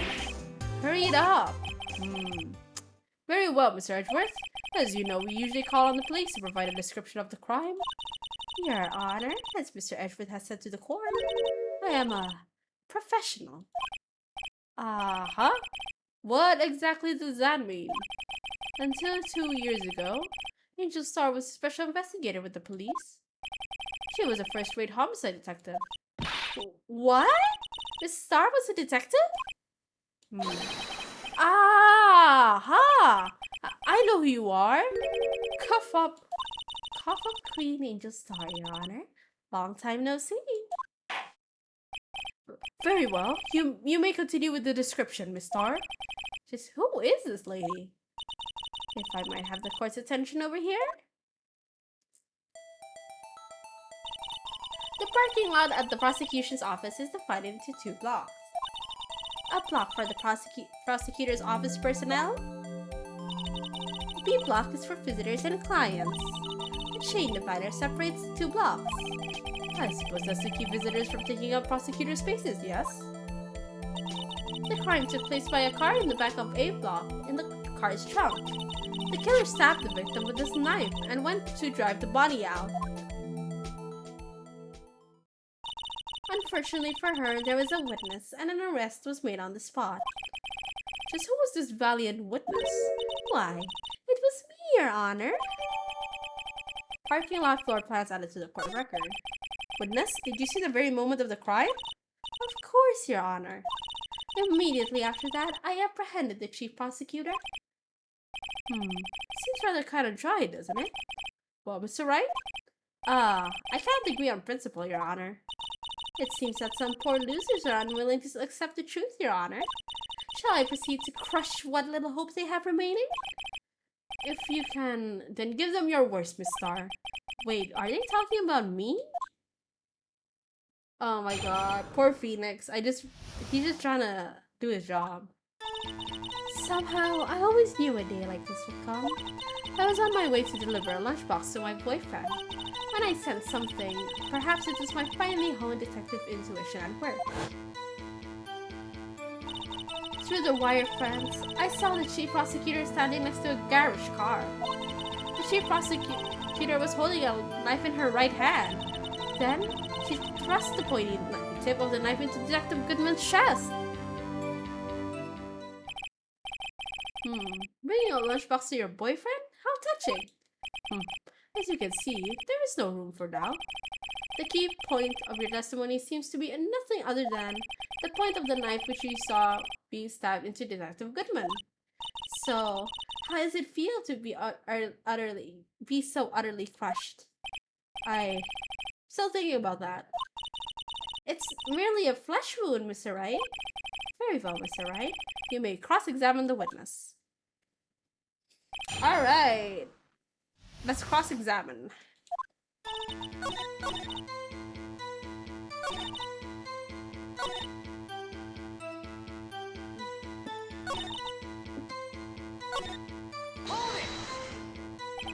Tell me more about this knife that the suspect was carrying. Well, I'd say the blade was about 4 inches long. Is that right, Mr. Edgeworth? It is your knife after all. Yes, that's about right. Prosecutors are, by nature, well versed in the location of a man's vital organs. I'm sure it was easier than boiling an egg from my egg salad surprise set. You can't testify as to her ability to kill an egg. I mean a person? Perhaps a chicken salad set would have been a better metaphor? So the defendant was holding a knife. What then? Then she thrust the pointy tip of the knife into Detective Goodman's chest. Okay. Tell tell me the court why you didn't try to stop this crime. You did see her raise the knife to strike, no? The defense has a point. Unfortunately, by the time I realized what was going on, it was already too late. Too late? Yes. The next moment, the chief prosecutor brought down the murder weapon. I see. It's only a flesh wound, Mr. Red. We can make it. You said that before. Anything else? Scientifically speaking, Miss Starr's testimony is flawless. That's pretty fatal to me. Let's just keep our heads cold. Okay, let's try.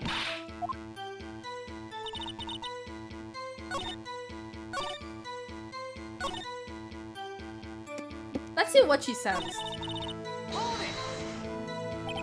You sensed something? So you're saying you had a premonition of the murder? Wait, I need to check the court record. Where is he stabbed?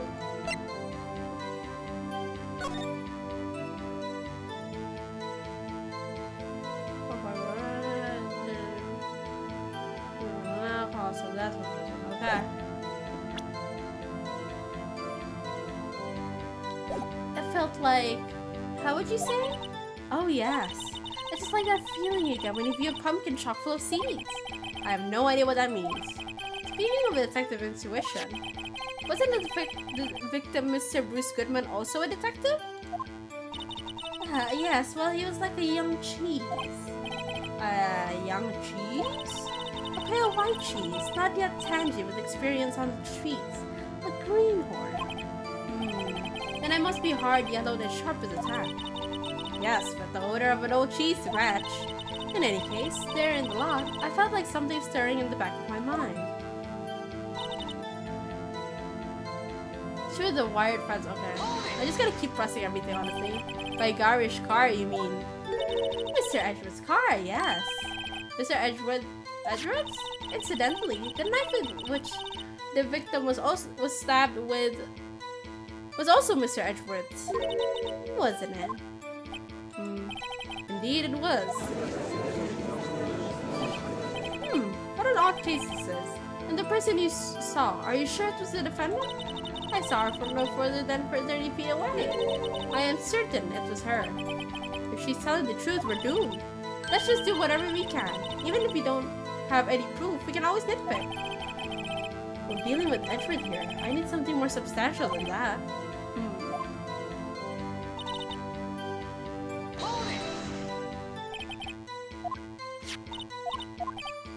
Was it in her right hand? Wait, let me see.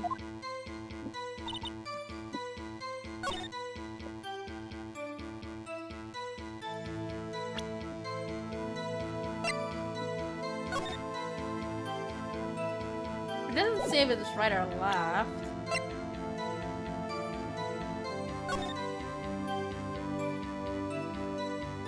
There's no prints. Okay.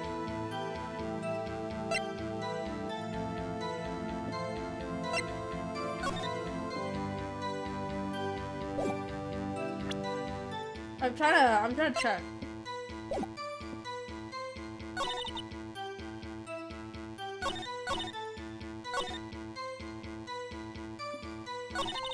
I'm trying to check my...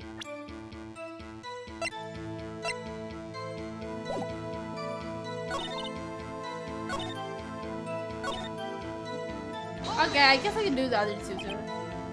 How did you know? I respect the prosecutor's basic abhorrence of crime.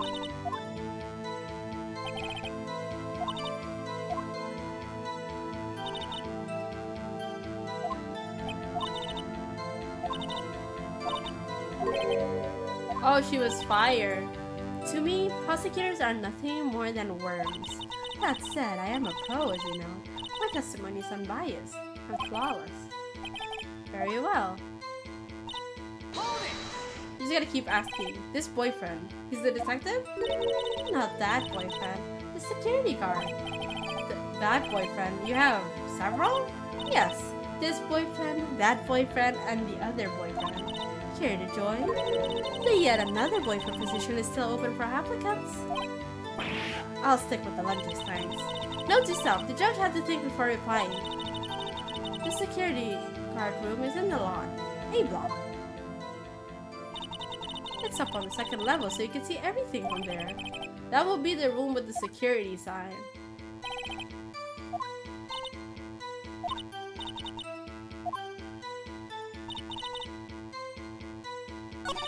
Suddenly, I cannot, like, think.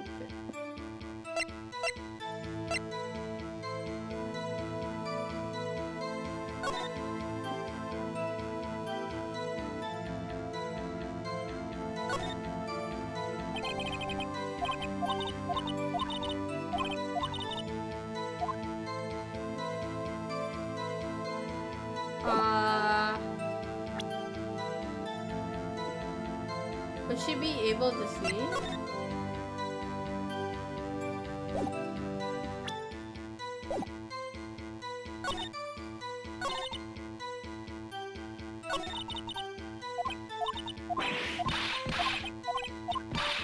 Okay, time for me to save then. Save, save, save, save, save, save, save. I have no idea what to do.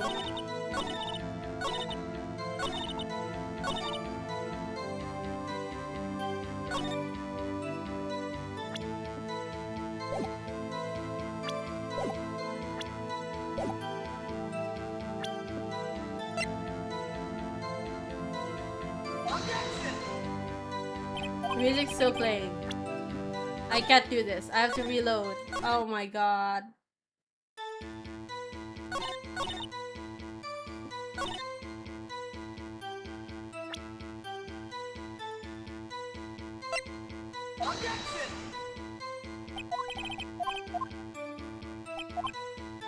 I'm trying to think what it would be.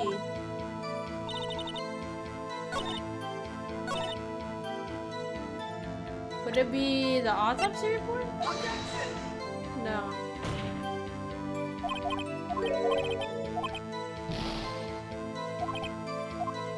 I'm trying to think.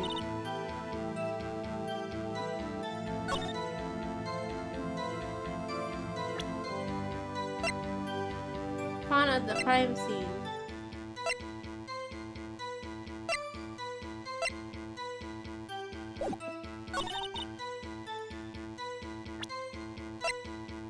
Would she be able to see that this is Detective Goodman? I don't think so. I don't know what to pick.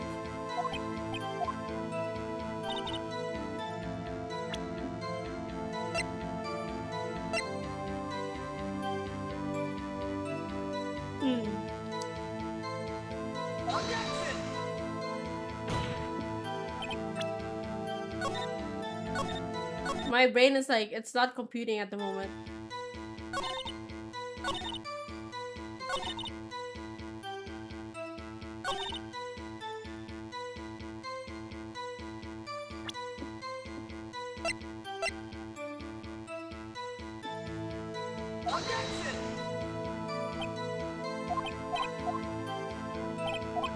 I'm trying to think right now.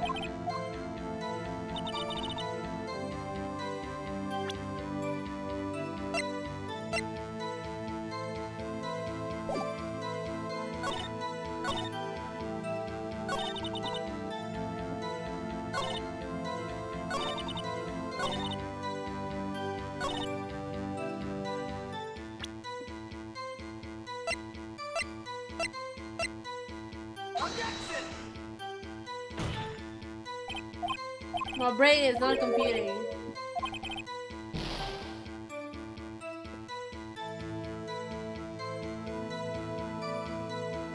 I responded a mosquito by mistake. Not really by mistake, but on my LED by mistake.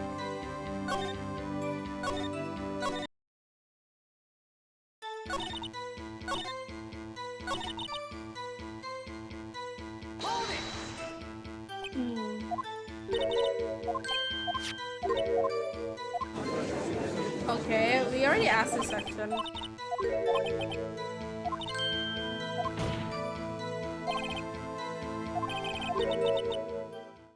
Oh.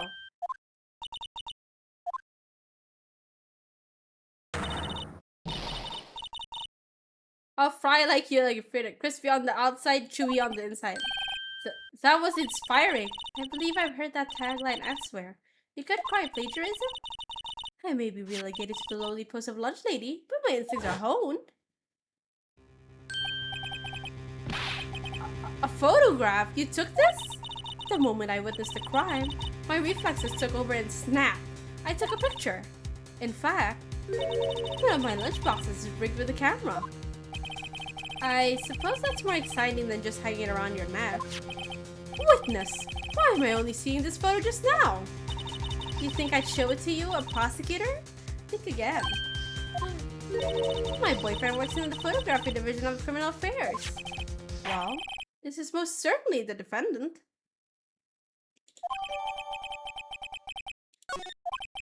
Uh-oh, that is unmistakably Lana Sky.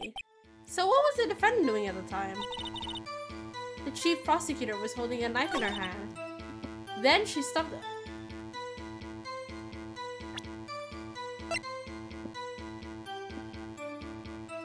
I just say, go me a moment.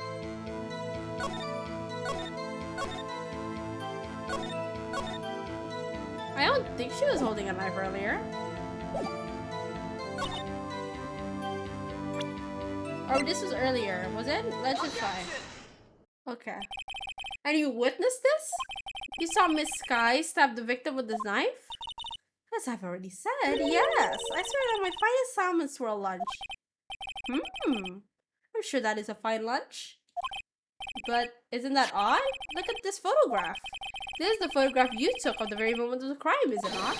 Then why is Miss Lana not holding a knife?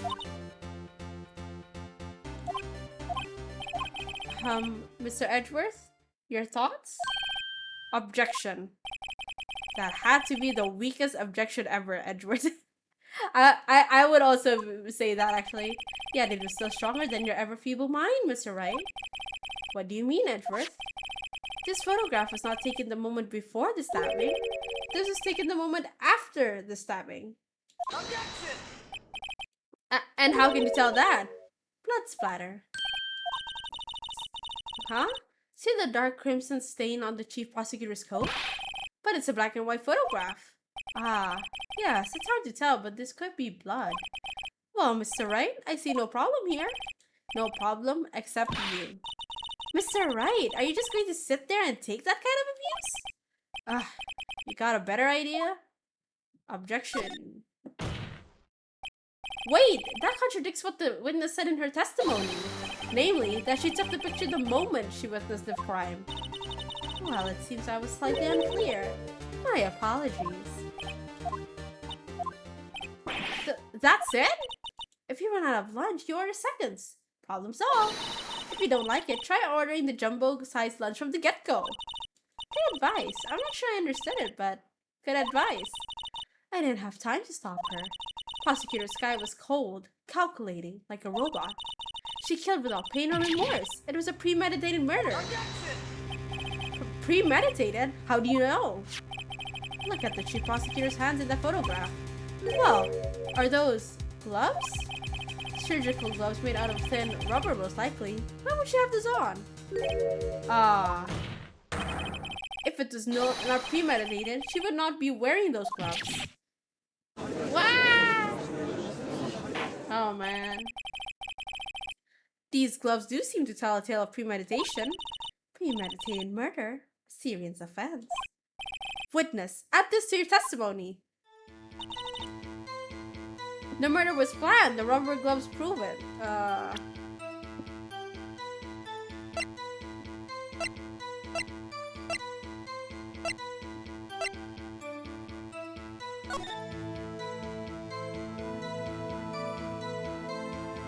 I know she has like injury from that in it, but I don't know how to prove that.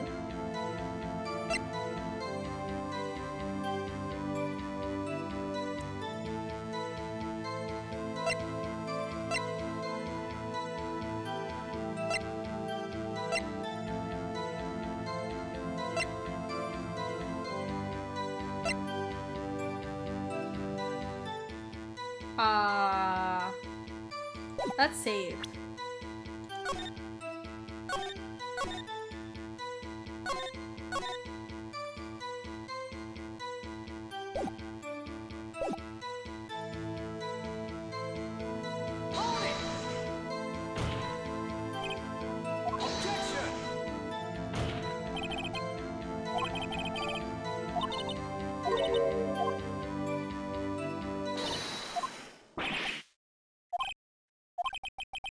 This is bad. She's got them thinking this was all planned. If she can prove it. Okay, let's try it.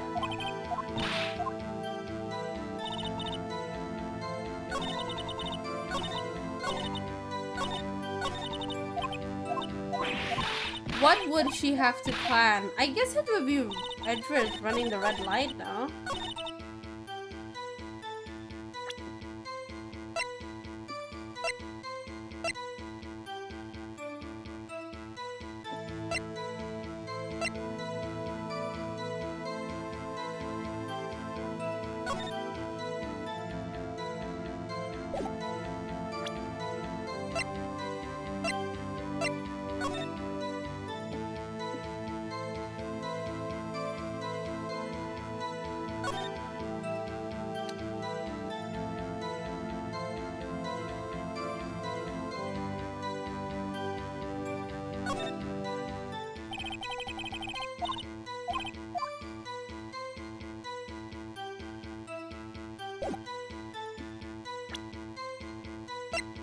Huh. I don't know. That's not it.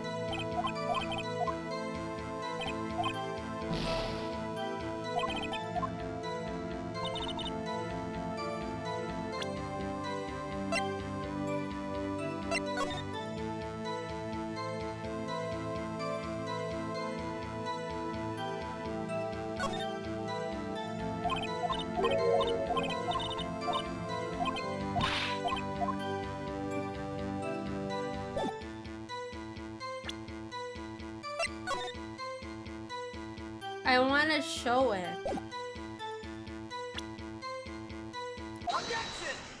There we go. Let's load.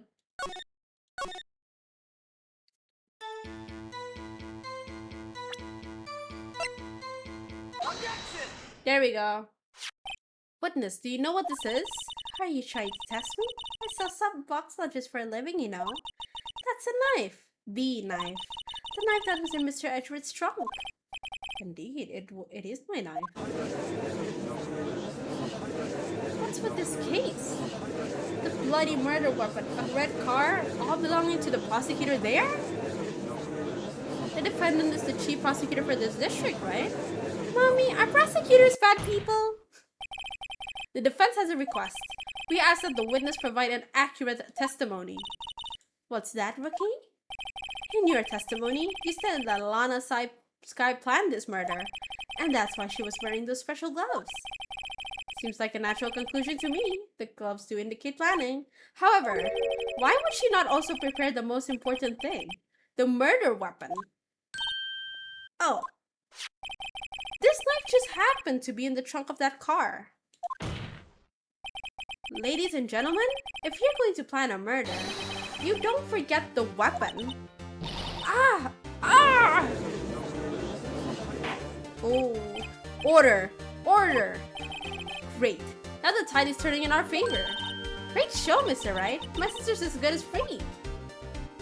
Edgeworth, I swear to God, I'm going to kill you. Right. I believe the next lunch you'll be eating is humble pie. What? Yo, hi, Sore. Sore. I hope you weren't deluding yourself into thinking that the tide has turned. Not over such a trifling detail. But this shoots a hole in the whole premeditated theory. Bah! The prosecution could care less if it was premeditated or not. The only one who seems to care is that lunch lady over there. The defendant, Lana Sky, murdered a detective with a knife.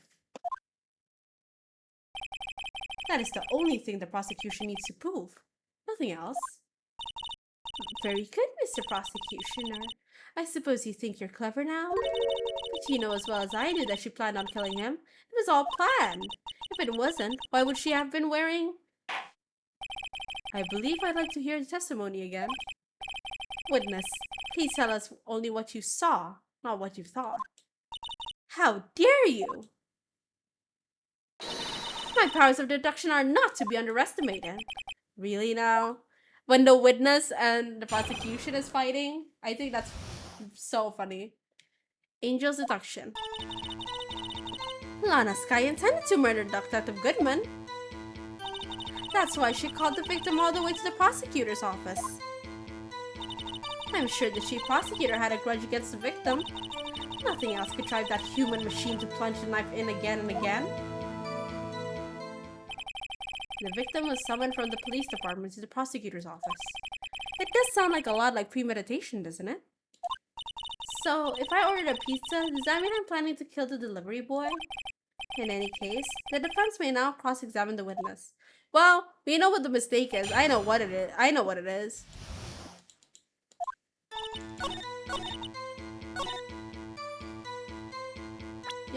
She only stabbed him once, I believe. Objection! You say she stabbed him again and again? But you couldn't have witnessed that. Are you testing me? Then I'll test you. With my moss surprise. I'm afraid the moss is growing under our feet as we wait, Miss Starr. What do you mean? I shouldn't have to explain this, but take a look. The autopsy report states that the death was due to a loss of blood from one stab wound. Aha! You're right! Good show, Mr. Edgeworth. What a hunk! He's my hero, really. But my objection, no one noticed? Well, witness? You got the crime scene set, right? Oh, thanks. I always believed that no one could ever mistake ketchup for blood. But now I realize that such mistakes are possible. So, you're saying you mistook something for blood? When she lifted her knife, I thought I saw blood on her breast. Splattered blood from her victim. That's why I thought she must have stabbed him at least twice. Then tell us what you saw that you saw was blood. Testify. Her red muffler looked like blood to me. That's how ghastly the whole scene was. A red muffler.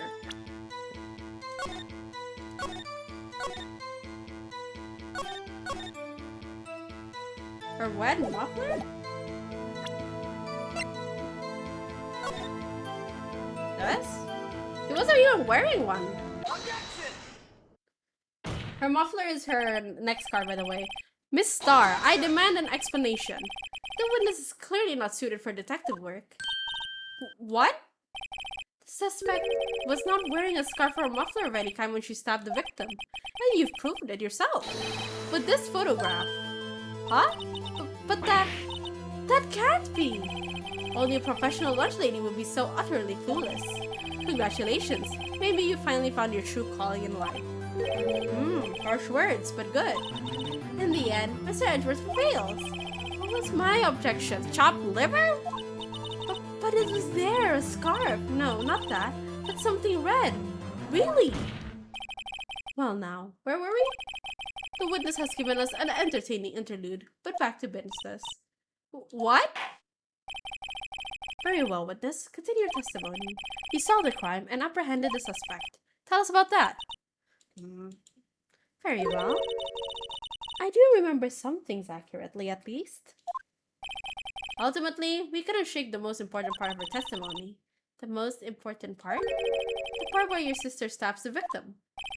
This next testimony might just be the moment of truth. Alright, apprehending the suspect. Oof. Yeah, let me save.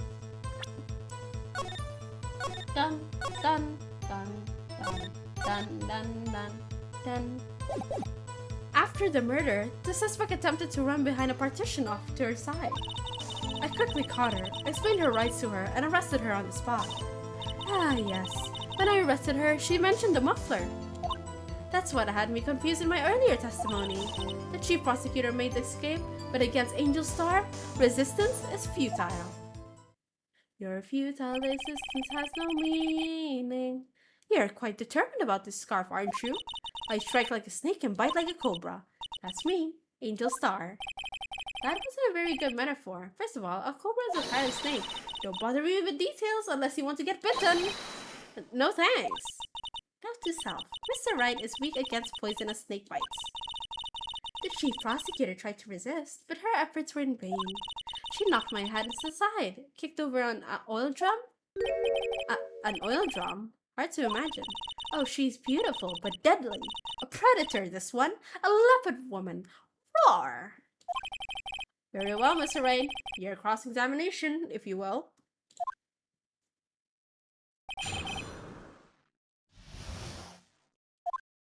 Alright.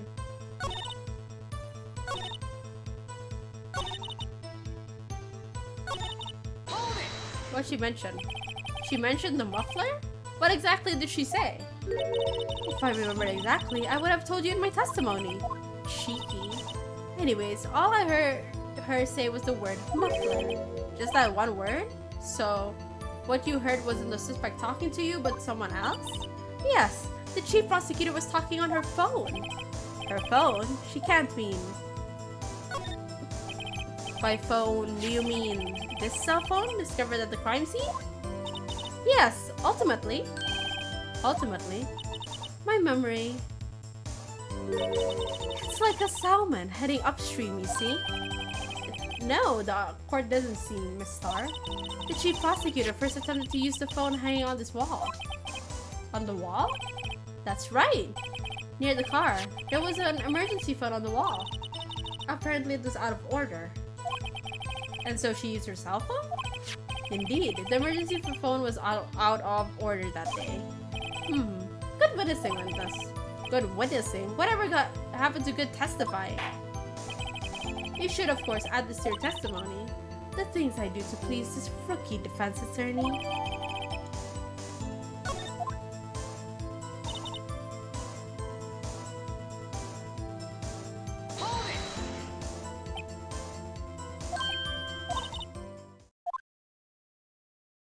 Okay. He's going to reinstate him. The chief prosecutor stabbed the victim and ran behind the partition.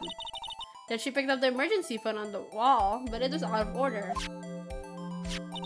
So she pulled out her cell phone out of her pocket. And during that time, you climbed over the chain link fence. And then when I boldly grabbed her arm, the chief prosecutor hung up her phone. And you saw her doing this? What is it, Mr. Wright? Ooh, okay. Something there must have happened.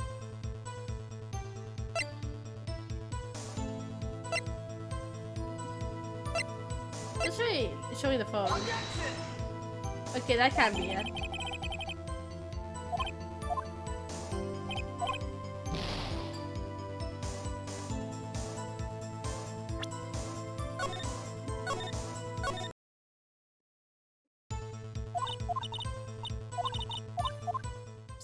Starting over.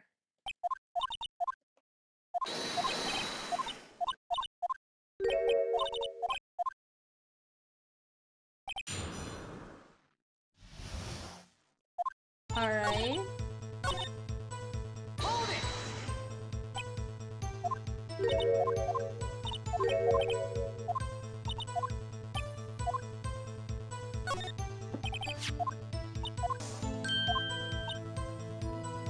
My memory. Also my memory, to be honest.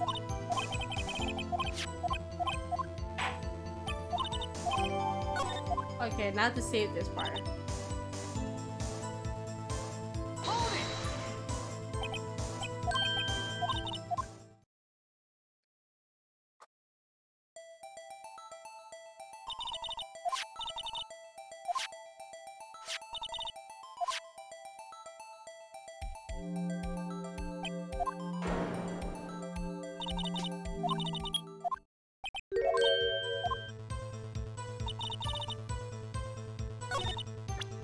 Save.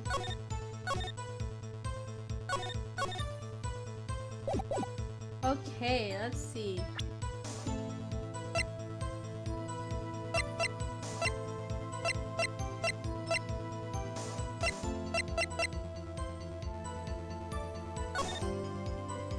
Five and 5:30.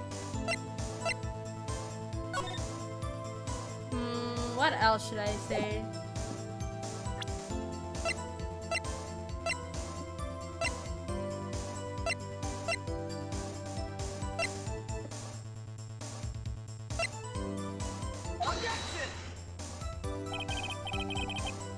Not this.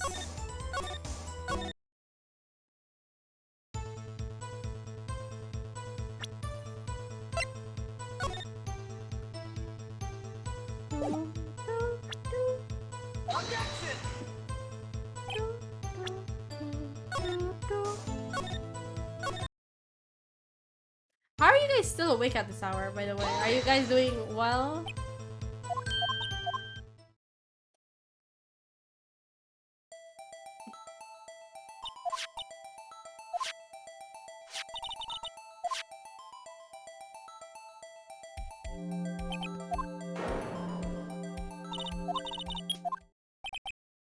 Doing animation a bit. Oh, what kind of animation?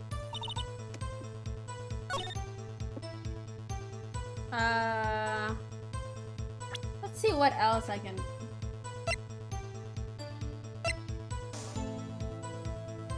Work of art. I don't think that's possible. Autopsy report? Memo, muffler.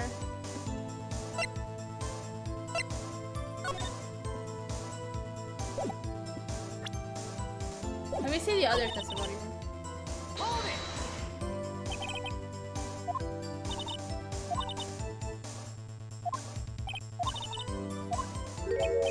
An oil drum.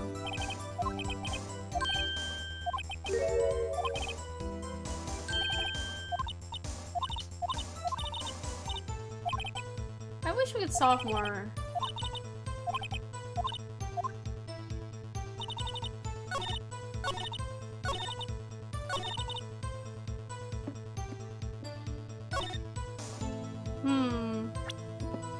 Phoenix reacted here, but I feel like Boo Boo the Fool because I don't understand what he's trying to like allude to.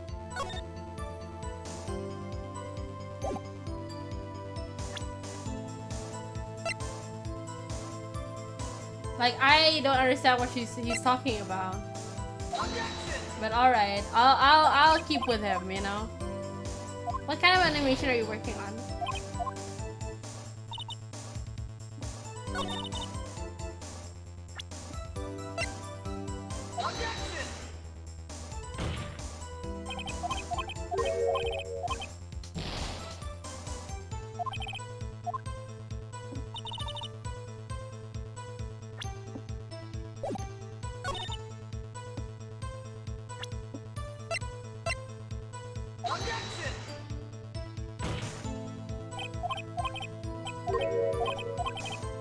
Think like of me. Why there's a blue Pokemon? That's not a Pokemon. That's the police department's mascot, Blue Badger. This one, right?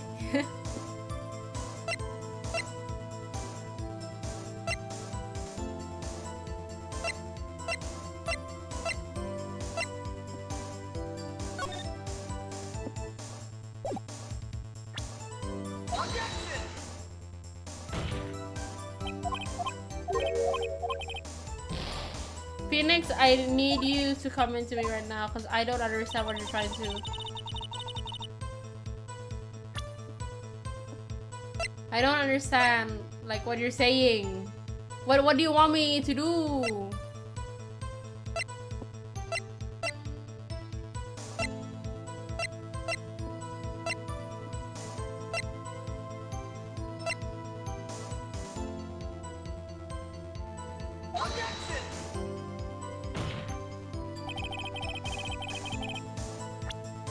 Boy, what do you want me to do? I'm confused.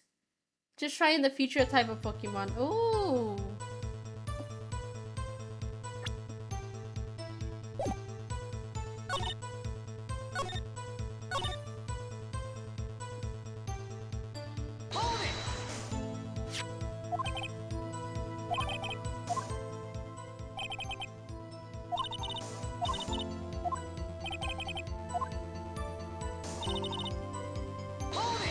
Maybe I'm missing something.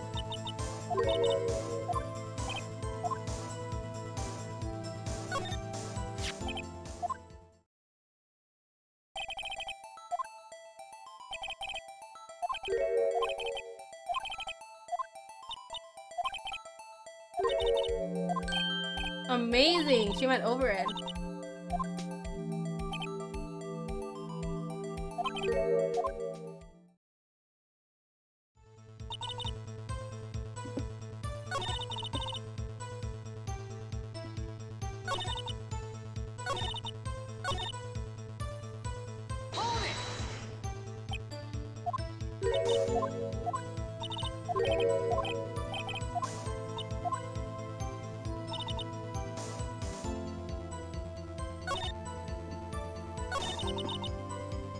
I think it should be the cell phone. Like, I should show the cell phone, but it's like, it's not working.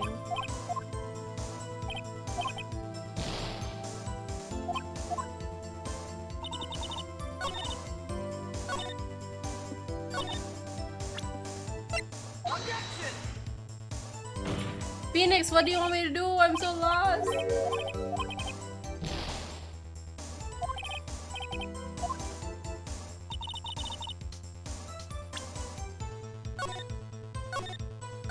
I know I'm supposed to be like, there's supposed to be something going on here, but it's like, my brain is not connecting at the moment.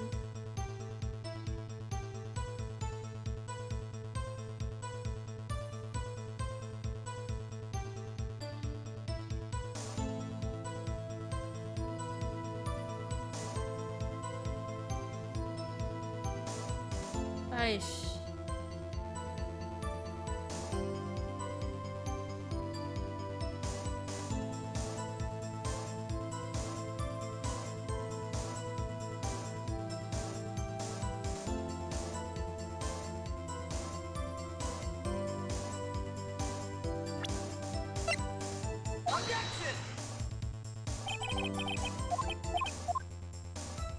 I don't understand.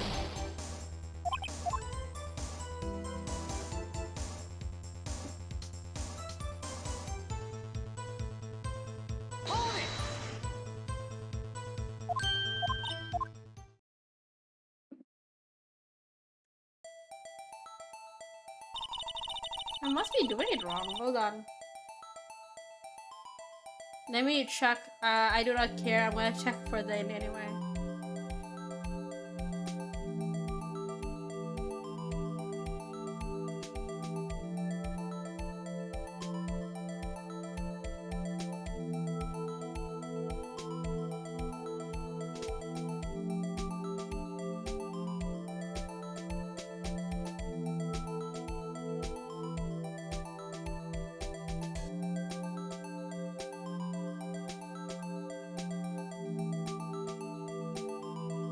Updated in court record. Press on the same one.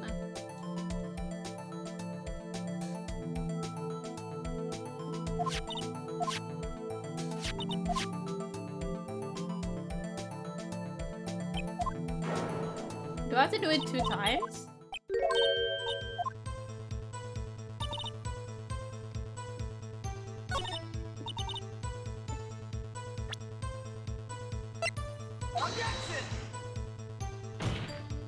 It's not working.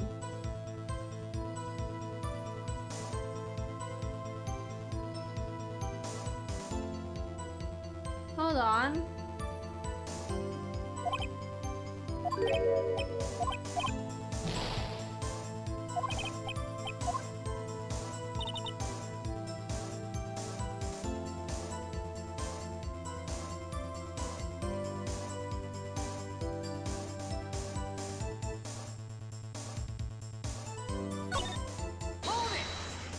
I'm confused.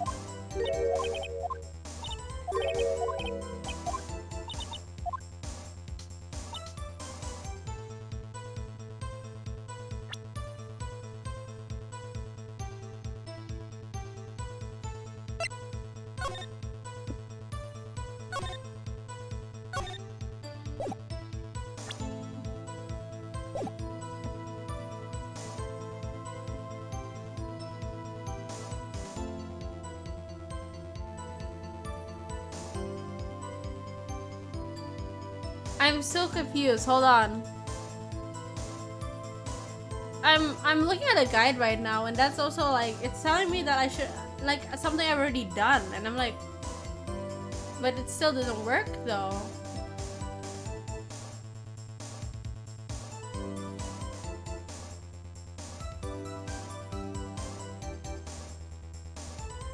Give me a moment.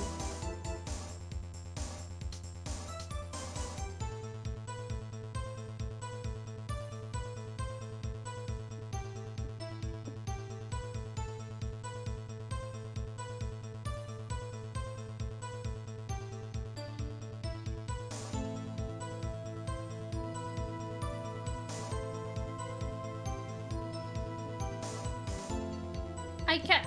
Huh. It doesn't work. Hold on. Maybe I have to re-ask everything. And then after that, then go to the...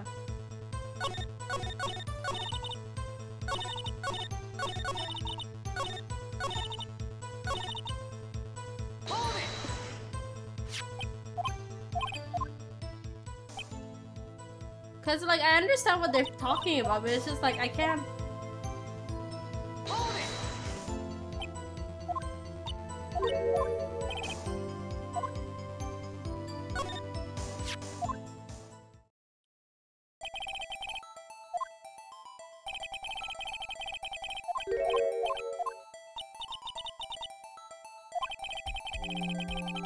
Alright.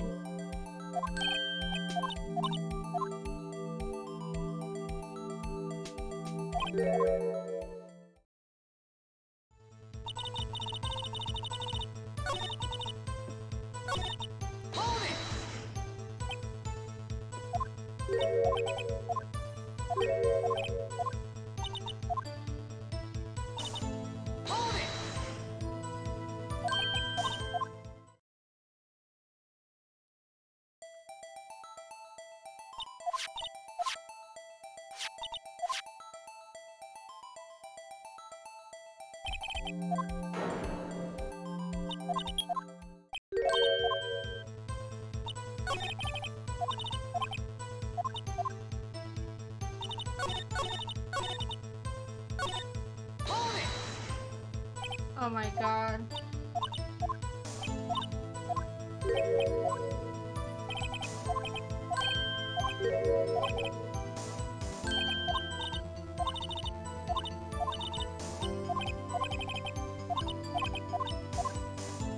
Alright, let's try this again.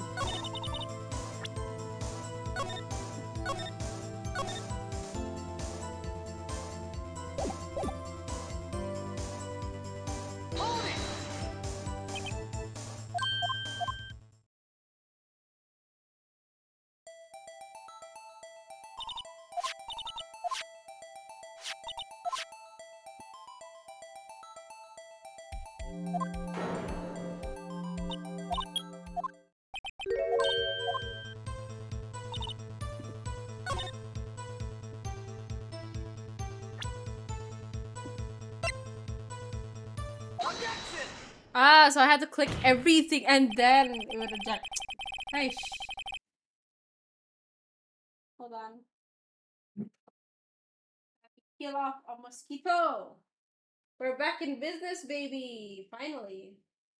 Oh my god.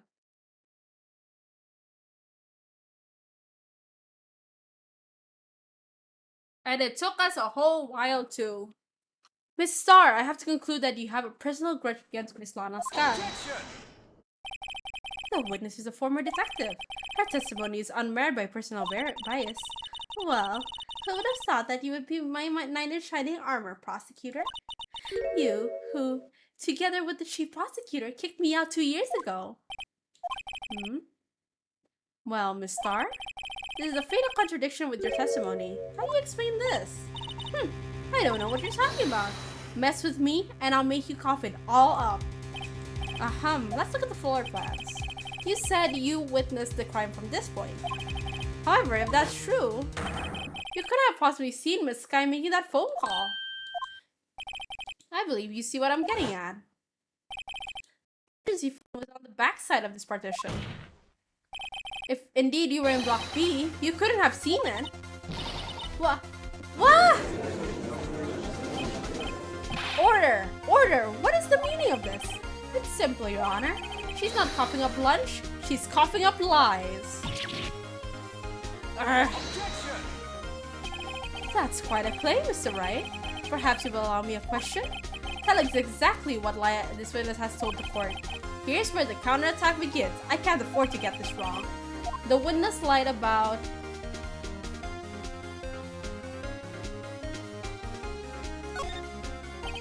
Miss Sky tried to use the emergency phone, but it was out of order. What is significant about this fact? Nothing. Therefore, it would be pointless for Miss Star to lie about it. Pointless to lie. I see. But say the witness did actually see Miss Sky using the emergency phone. It would mean Miss Star witnessed the crime from a different location.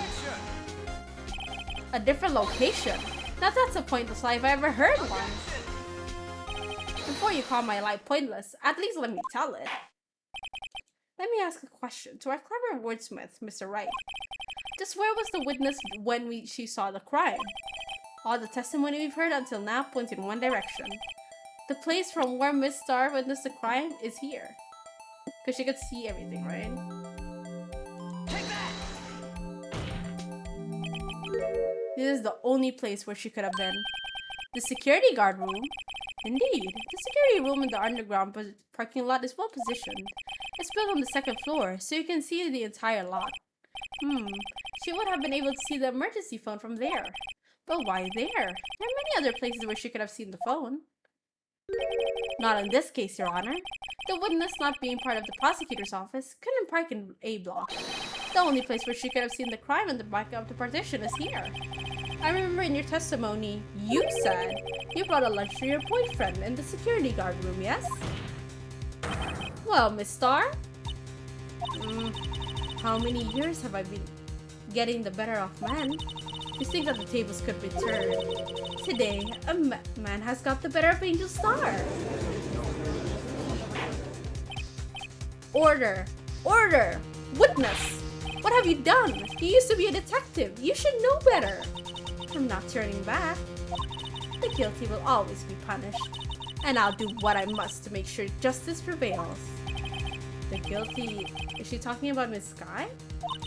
Mr. Wright? Doesn't this strike you as odd? Why did Miss Star lie? Doesn't make sense. Huh? She could have just said she saw the crime from the security guard station. It wouldn't change anything. Exactly. This photograph tells all. It is the defendant who stabbed the victim.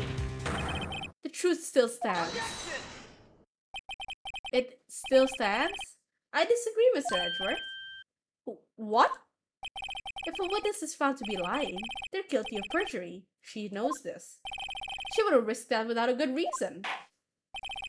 So tell us what her good reason was, Mr. Wright. Huh? Me? Who else? Mr. Wright, let's review what we know. Miss Star witnessed the crime scene from the security guard station. But she lied and said she saw it from B block. It must make a vital difference. But what? What would change? Distance to the crime?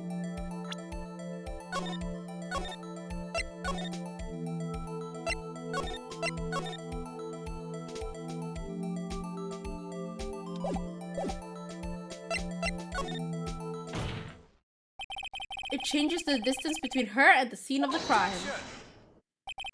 My condolences, Mr. Wright, but one look at the floor plan and it's quite clear.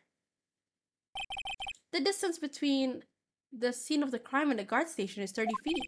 I don't see how that would change anything she could see. What she saw is not in question here. What matters is the time it would take her to reach the scene of the crime. Miss Star, you witnessed the crime from the security guard office. Now, how long did it take you to go from there to the scene of the crime where you arrested Miss Sky? Well, witness? You... Yes? You ordered the squid wheels, right? The quality of my lunches has gone from low to inedible. I was bringing a PB&J with the fresh boysenberry jam to my boyfriend. Boysenberry for the boyfriend. He was in the station, so I waited. I witnessed the crimes from the glass wall window. station. Before I knew what I was doing, I found myself running towards the scene. But the door was locked. I couldn't open it. That's a long way.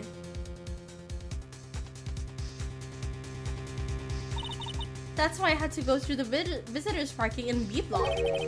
That's quite a detour. And it probably took me at least 5 minutes to get to the scene of the crime. 5 minutes? This changes things considerably. But it was that woman over there in the defendant's chair who stabbed him. I know it. I have photographic evidence. I swear it. I swear it on my finest plastic spork. You have a point, and the spork is a wonderful invention. Would you like another caviar lunch? Absolutely. Uh-oh. Mr. Wright, you have to do something. Do I have any evidence to stop this?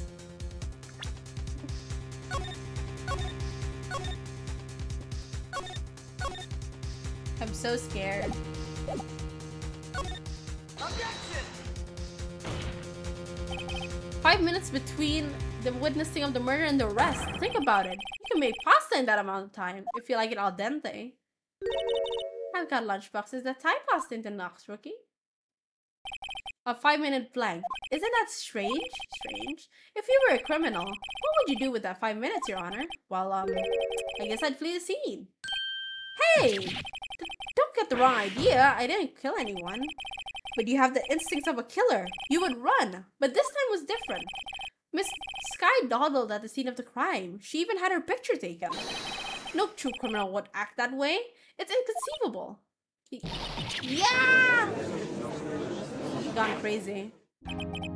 Well then, it seems we've come to the end of this testimony. The witness has a grudge against the defendant and a blank in her testimony. Mr. Edgeworth is the next witness ready to go. Unfortunately, I appear to have overestimated this witness on account of her professional history. We did it! We screwed that can shut, Mr. Wright! That was too close. I'm afraid that the cough-up queen has been dethroned. And with that, court is adjourned. Hold it.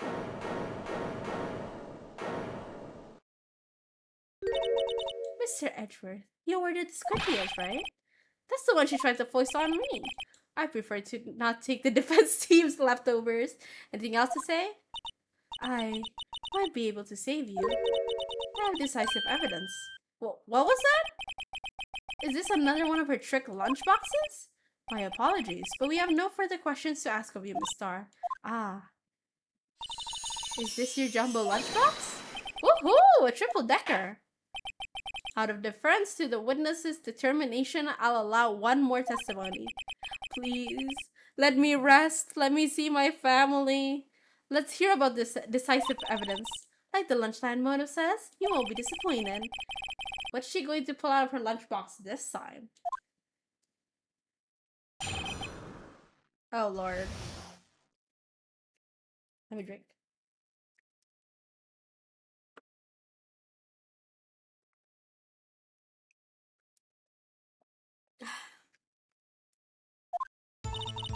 I should have mentioned those 5 minutes when I wasn't looking at the crime scene.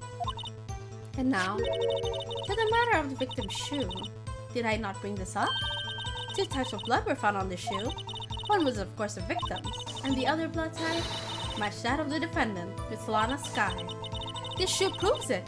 It's flawless, decisive evidence. What? There was blood found on that shoe? Try Lunchland for all your lunch and decisive evidence needs. Objection! Witness, what's the meaning of this? Why is this the first time I've heard of this evidence? Simple. As I've already said, I don't trust you with evidence, Mr. Edgeworth. That's why I took the liberty of investigating this myself. And you had blood tests performed? Didn't I mention? I have 3 boyfriends in forensics. So many boyfriends! In any case, Your Honor, I can't accept this as evidence. What? You must note that the 2 rules of evidence law. No evidence shall be shown without the approval of the police department. In other words, this shoe is illegal evidence, at least for the time being. Is that right, Mr. Right? It seems so. Edgeworth sure is celebrating. Not so fast, Mr. Edgeworth. Don't forget, I used to be a detective. As I mentioned previously, this shoe has already been tested by a member of the forensic department. As you can see, it was approved by the police department as of today. Even the general public can produce official evidence, Mr. Edgeworth. Is that right, Mr. Ray? It seems so. Edgeworth is looking pretty sullen. You can at least study some evidence law. Really? Prosecution's complaint notwithstanding, it appears that this evidence satisfies the first rule of evidence law. However, it seems you have yet another count against you, witness. Anything to ensure that the guilty are properly judged. Very well, Mr. Wright. You may cross-examine the witness.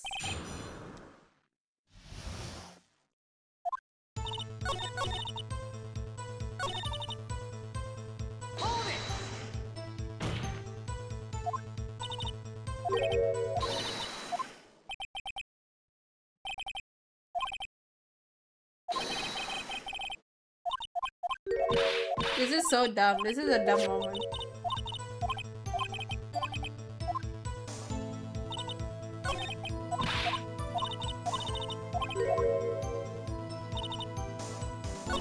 Wait, what was the...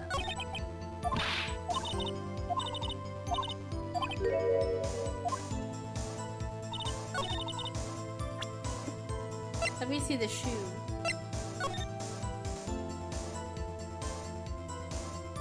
Oh. Ah, there's blood on here too! On the sole of the shoe? It's got to be the victim's. He must have stepped in the puddle of his own blood. All this blood? It's horrible! This blood might be an important clue.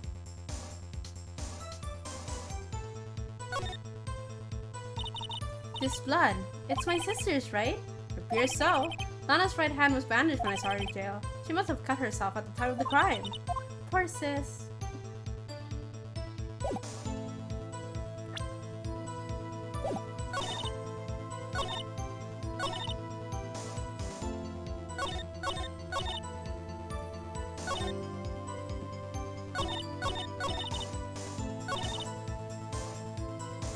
Is it...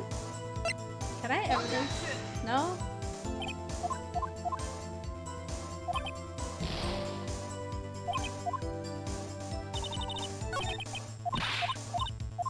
Let's see.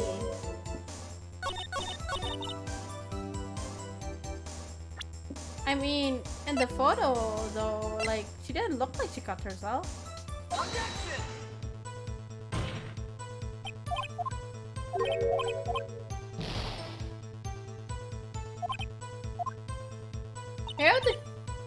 We have to press everything first.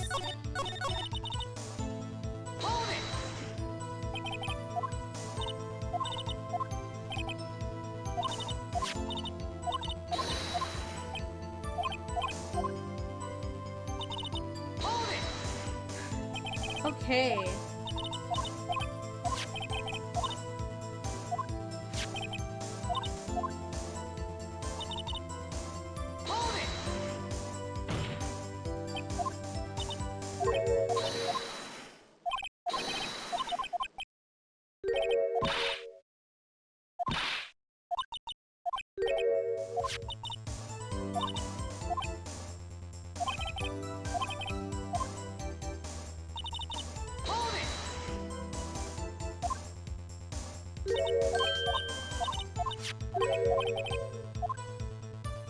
There's a problem.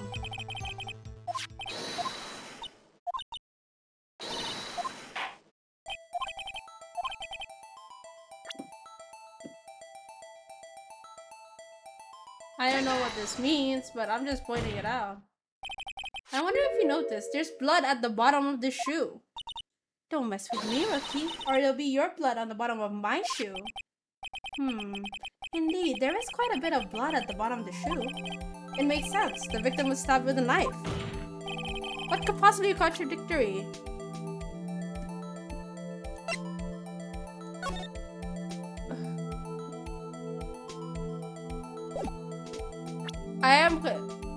Hold on.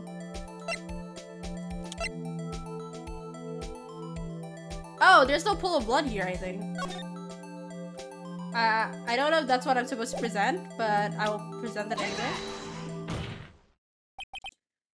The problem lies in the footprint. The footprint? Note that the bottom of the victim's shoe is covered in blood.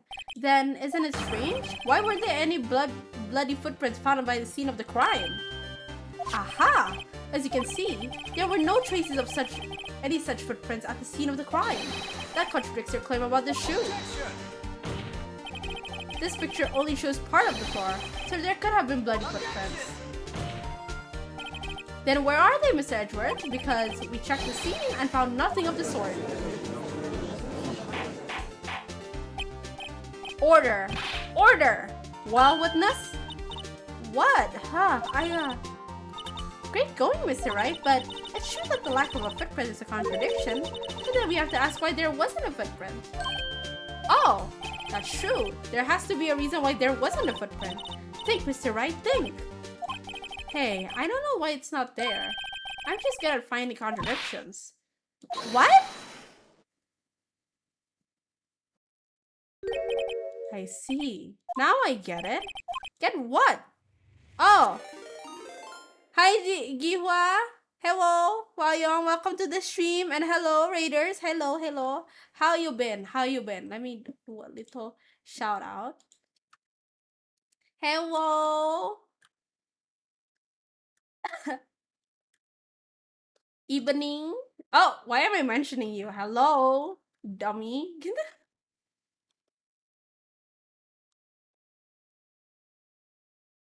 Oh, it's not showing up.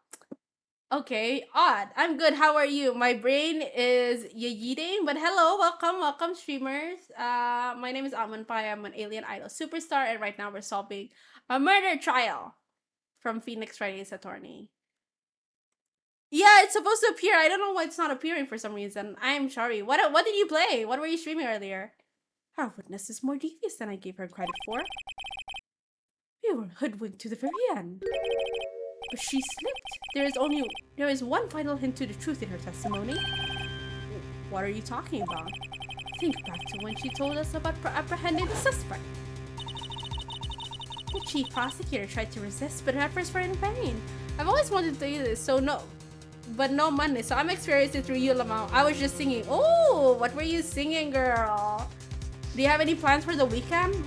I bought this when it was like on big discount, so I get you. You get the enjoyment of hearing my really bad voice acting in the process. She knocked over my hands aside, kicked over an oil drum. Oh, she's beautiful but deadly. A predator, this one. A leopard woman. Roar. I thought that was a strange thing for the normally. Thank you so much for following, Anjima. Ah, yes, it was the visual novel discount, but didn't have money back then. Shucks, I guess. Yeah, I think they're planning to port Apollo Justice, so there might be a big discount for the Ace Attorney games later.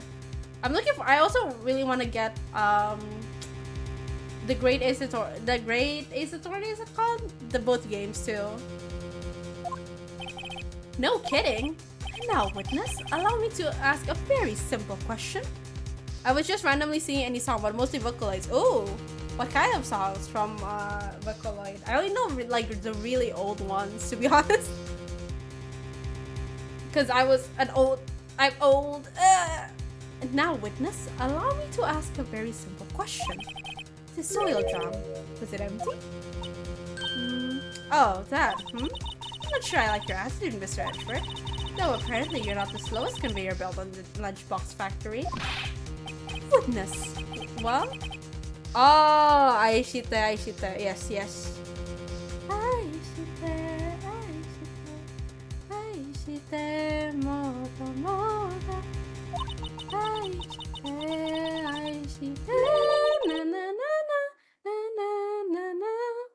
That one. I forgot the rest of the lyrics. The oil drum kicked over by the chief prosecutor was brimming with water. Water? What does that mean? Still don't get it, Mr. Wright? Do you want to know the reason she knocked it over? The real reason? Yeah, that's the song. At some point in my life, I was obsessed with making an animatic to that song, but I haven't been able to make it till today.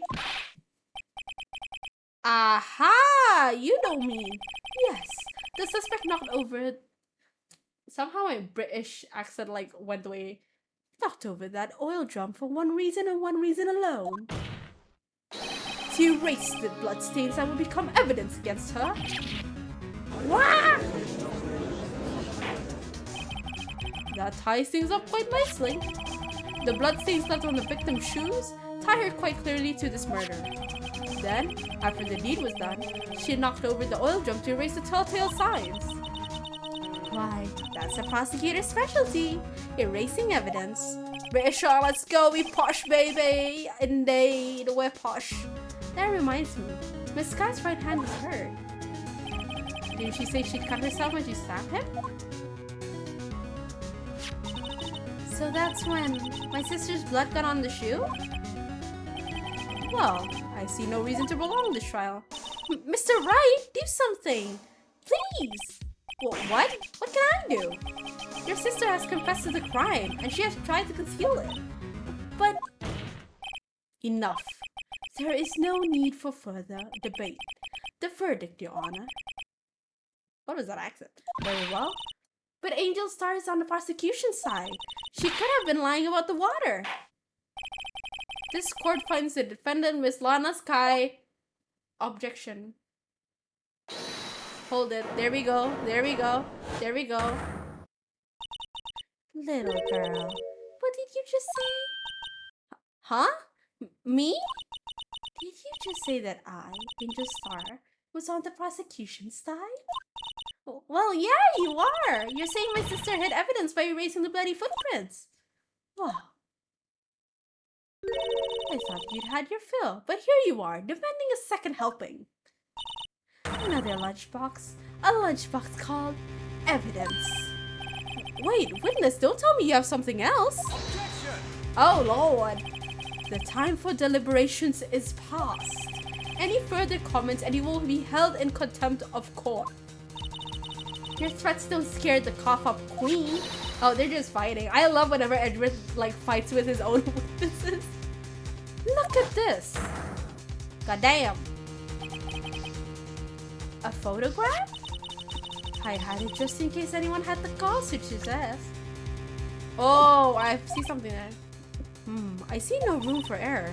Mr. Wright, wait! Look at the asphalt in this photo. Hey, it's clearly wet. Erasing the last trace of doubt from the court's mind. Immediately after the murder, the crime scene was washed with water. I'm sorry, Mr. Wright. I guess I couldn't help after all. It's not your fault. I knew I couldn't win this case from the beginning. And it seems this is what your sister wanted anyway. Wait. I'm sorry, Mia. Right, but Arnon, don't be so quick to throw in the towel. Oh no, we've been visited by her ghost. Get yourself up off the asphalt and take another good look. Don't give up. Not until the bitter end. This is the last piece of evidence. Very well. This time I'd like to declare a verdict for good. Hold it again. Objection again. He's gonna kill us. Your Honor, wait. What is it with you people? Can't I hand down my verdicts in peace anymore? I could never do voiceover so fast like you. Oh my god. Don't worry. I am dying in the process. Whatever it is. Can it wait? No, it can't. Then it'll be too late. Look at this photograph. The last one submitted. This trial isn't over until we give each piece of evidence proper consideration. So, right? Are you saying there's a problem with this last piece of evidence? Yeah! I'll think later. Phoenix is just bluffing his way all the way. Yeah, there's a problem. Right or wrong, I've got to go ahead with this. Alright. The moment is here. I suppose since we've come this far, we could give every claim a fair shake. Very well, Mr. Wright. Show the court the problem with this photograph. What is this? Bestie. What is that? The problem in this photograph is here. What's this? There's something poking out of the car's muffler. Just wait a moment, Mr. Edgeworth. Your Honor? You just said muffler. However, I see no trace of a muffler or scarf of any kind in this photograph. A muffler is also a part on a car or motorcycle, Your Honor. Just think of it as a part of the exhaust system, a pipe. I see, Anda. I see. What's that suspicious looking cloth sticking out of the car's muffler? So what if there's something sticking out of the muffler? What does that have to do with this case? She got a vendetta against, like, Edgeworth. Nothing. Absolutely nothing. Now we know where we're going here. Sorry, Miss Star, but it's not going to be that easy. In fact, you've already told us why this is important to the case. You said as much in your testimony. What? Let's hear what Mr. White has on his mind. Tell us why you think this piece of cloth in the muffler is related to this case. Ba-bada bing, bada boom. Miss Star, recall your testimony for the court? Ah, yes. When I arrested her, she mentioned the muffler. That's when I had me confused in my earlier testimony. Muffler! Ah! Yeah! Could it be that the muffler you heard mentioned was actually this exhaust pipe? If so, that means this piece of cloth is vital evidence. Oh! Oh! Oh!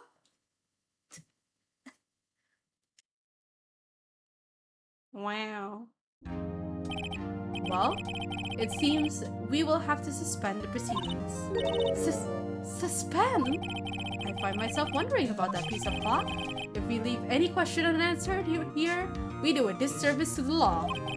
Have the car at the crime scene inspected at once and bring me that cloth. The verdict will wait until after we've seen all the evidence. Agreed? I suppose so. Phew! That was close. But we made it. At least for now. This court will adjourn for a 30-minute recess. It's lunchtime after all. He's still hungry? I'm also flabbergasted, to be honest. To be continued. Alright! We'll just end it there, because my brain is dying. Dun dun!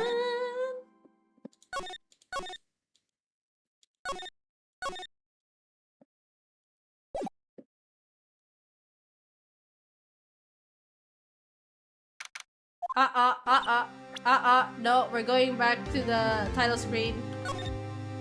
I don't think so. Alright. So that was Phoenix Wright Ace Attorney. Yeah. We solved like the investigation and the first part of the first day trial. Oh my gosh. Let's go. Yeah. So now we have things to talk about. Maybe our defendant isn't so guilty after all. Maybe there's a reason why she said muffler. Let's see what that class is going to be about. Right? Hehe. But I'm gonna stop the stream here only because it's almost going to be 3 hours. And it is almost going to be 2 a.m. in the process as well. I'm surprised you guys are still awake. No, it's okay. We're still gonna be playing Ace Attorney like in the future. Otsu, yes. And I'm gonna let you guys know, tomorrow I won't be streaming, but I will be a guest star, or I will be a guest speaker or a commentator on Winnie and Rena's channel. I'm going to be commenting on the bubble tourney. So tomorrow there's gonna be a tournament. I was supposed to be there with Apple. Apple. She was supposed to be my partner in the commentary tomorrow, but we'll see. Cause like last time, if I'm not mistaken, she was ill. I'm not sure if she's going to show up tomorrow, but if she does, I will be commenting together with her at the Bubbly. So I can't wait to see you guys there on Saturday and Sunday. And then the last 2 weeks, I will do one sponsored stream. One sponsored stream and 2 more collabs. And then the rest of the days, I think I'm gonna take a rest for a while because I am pretty exhausted for August.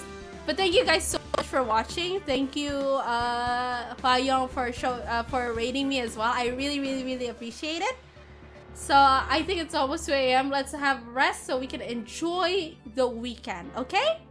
Okay, thank you everyone. I'll see you guys next time. Otsupai!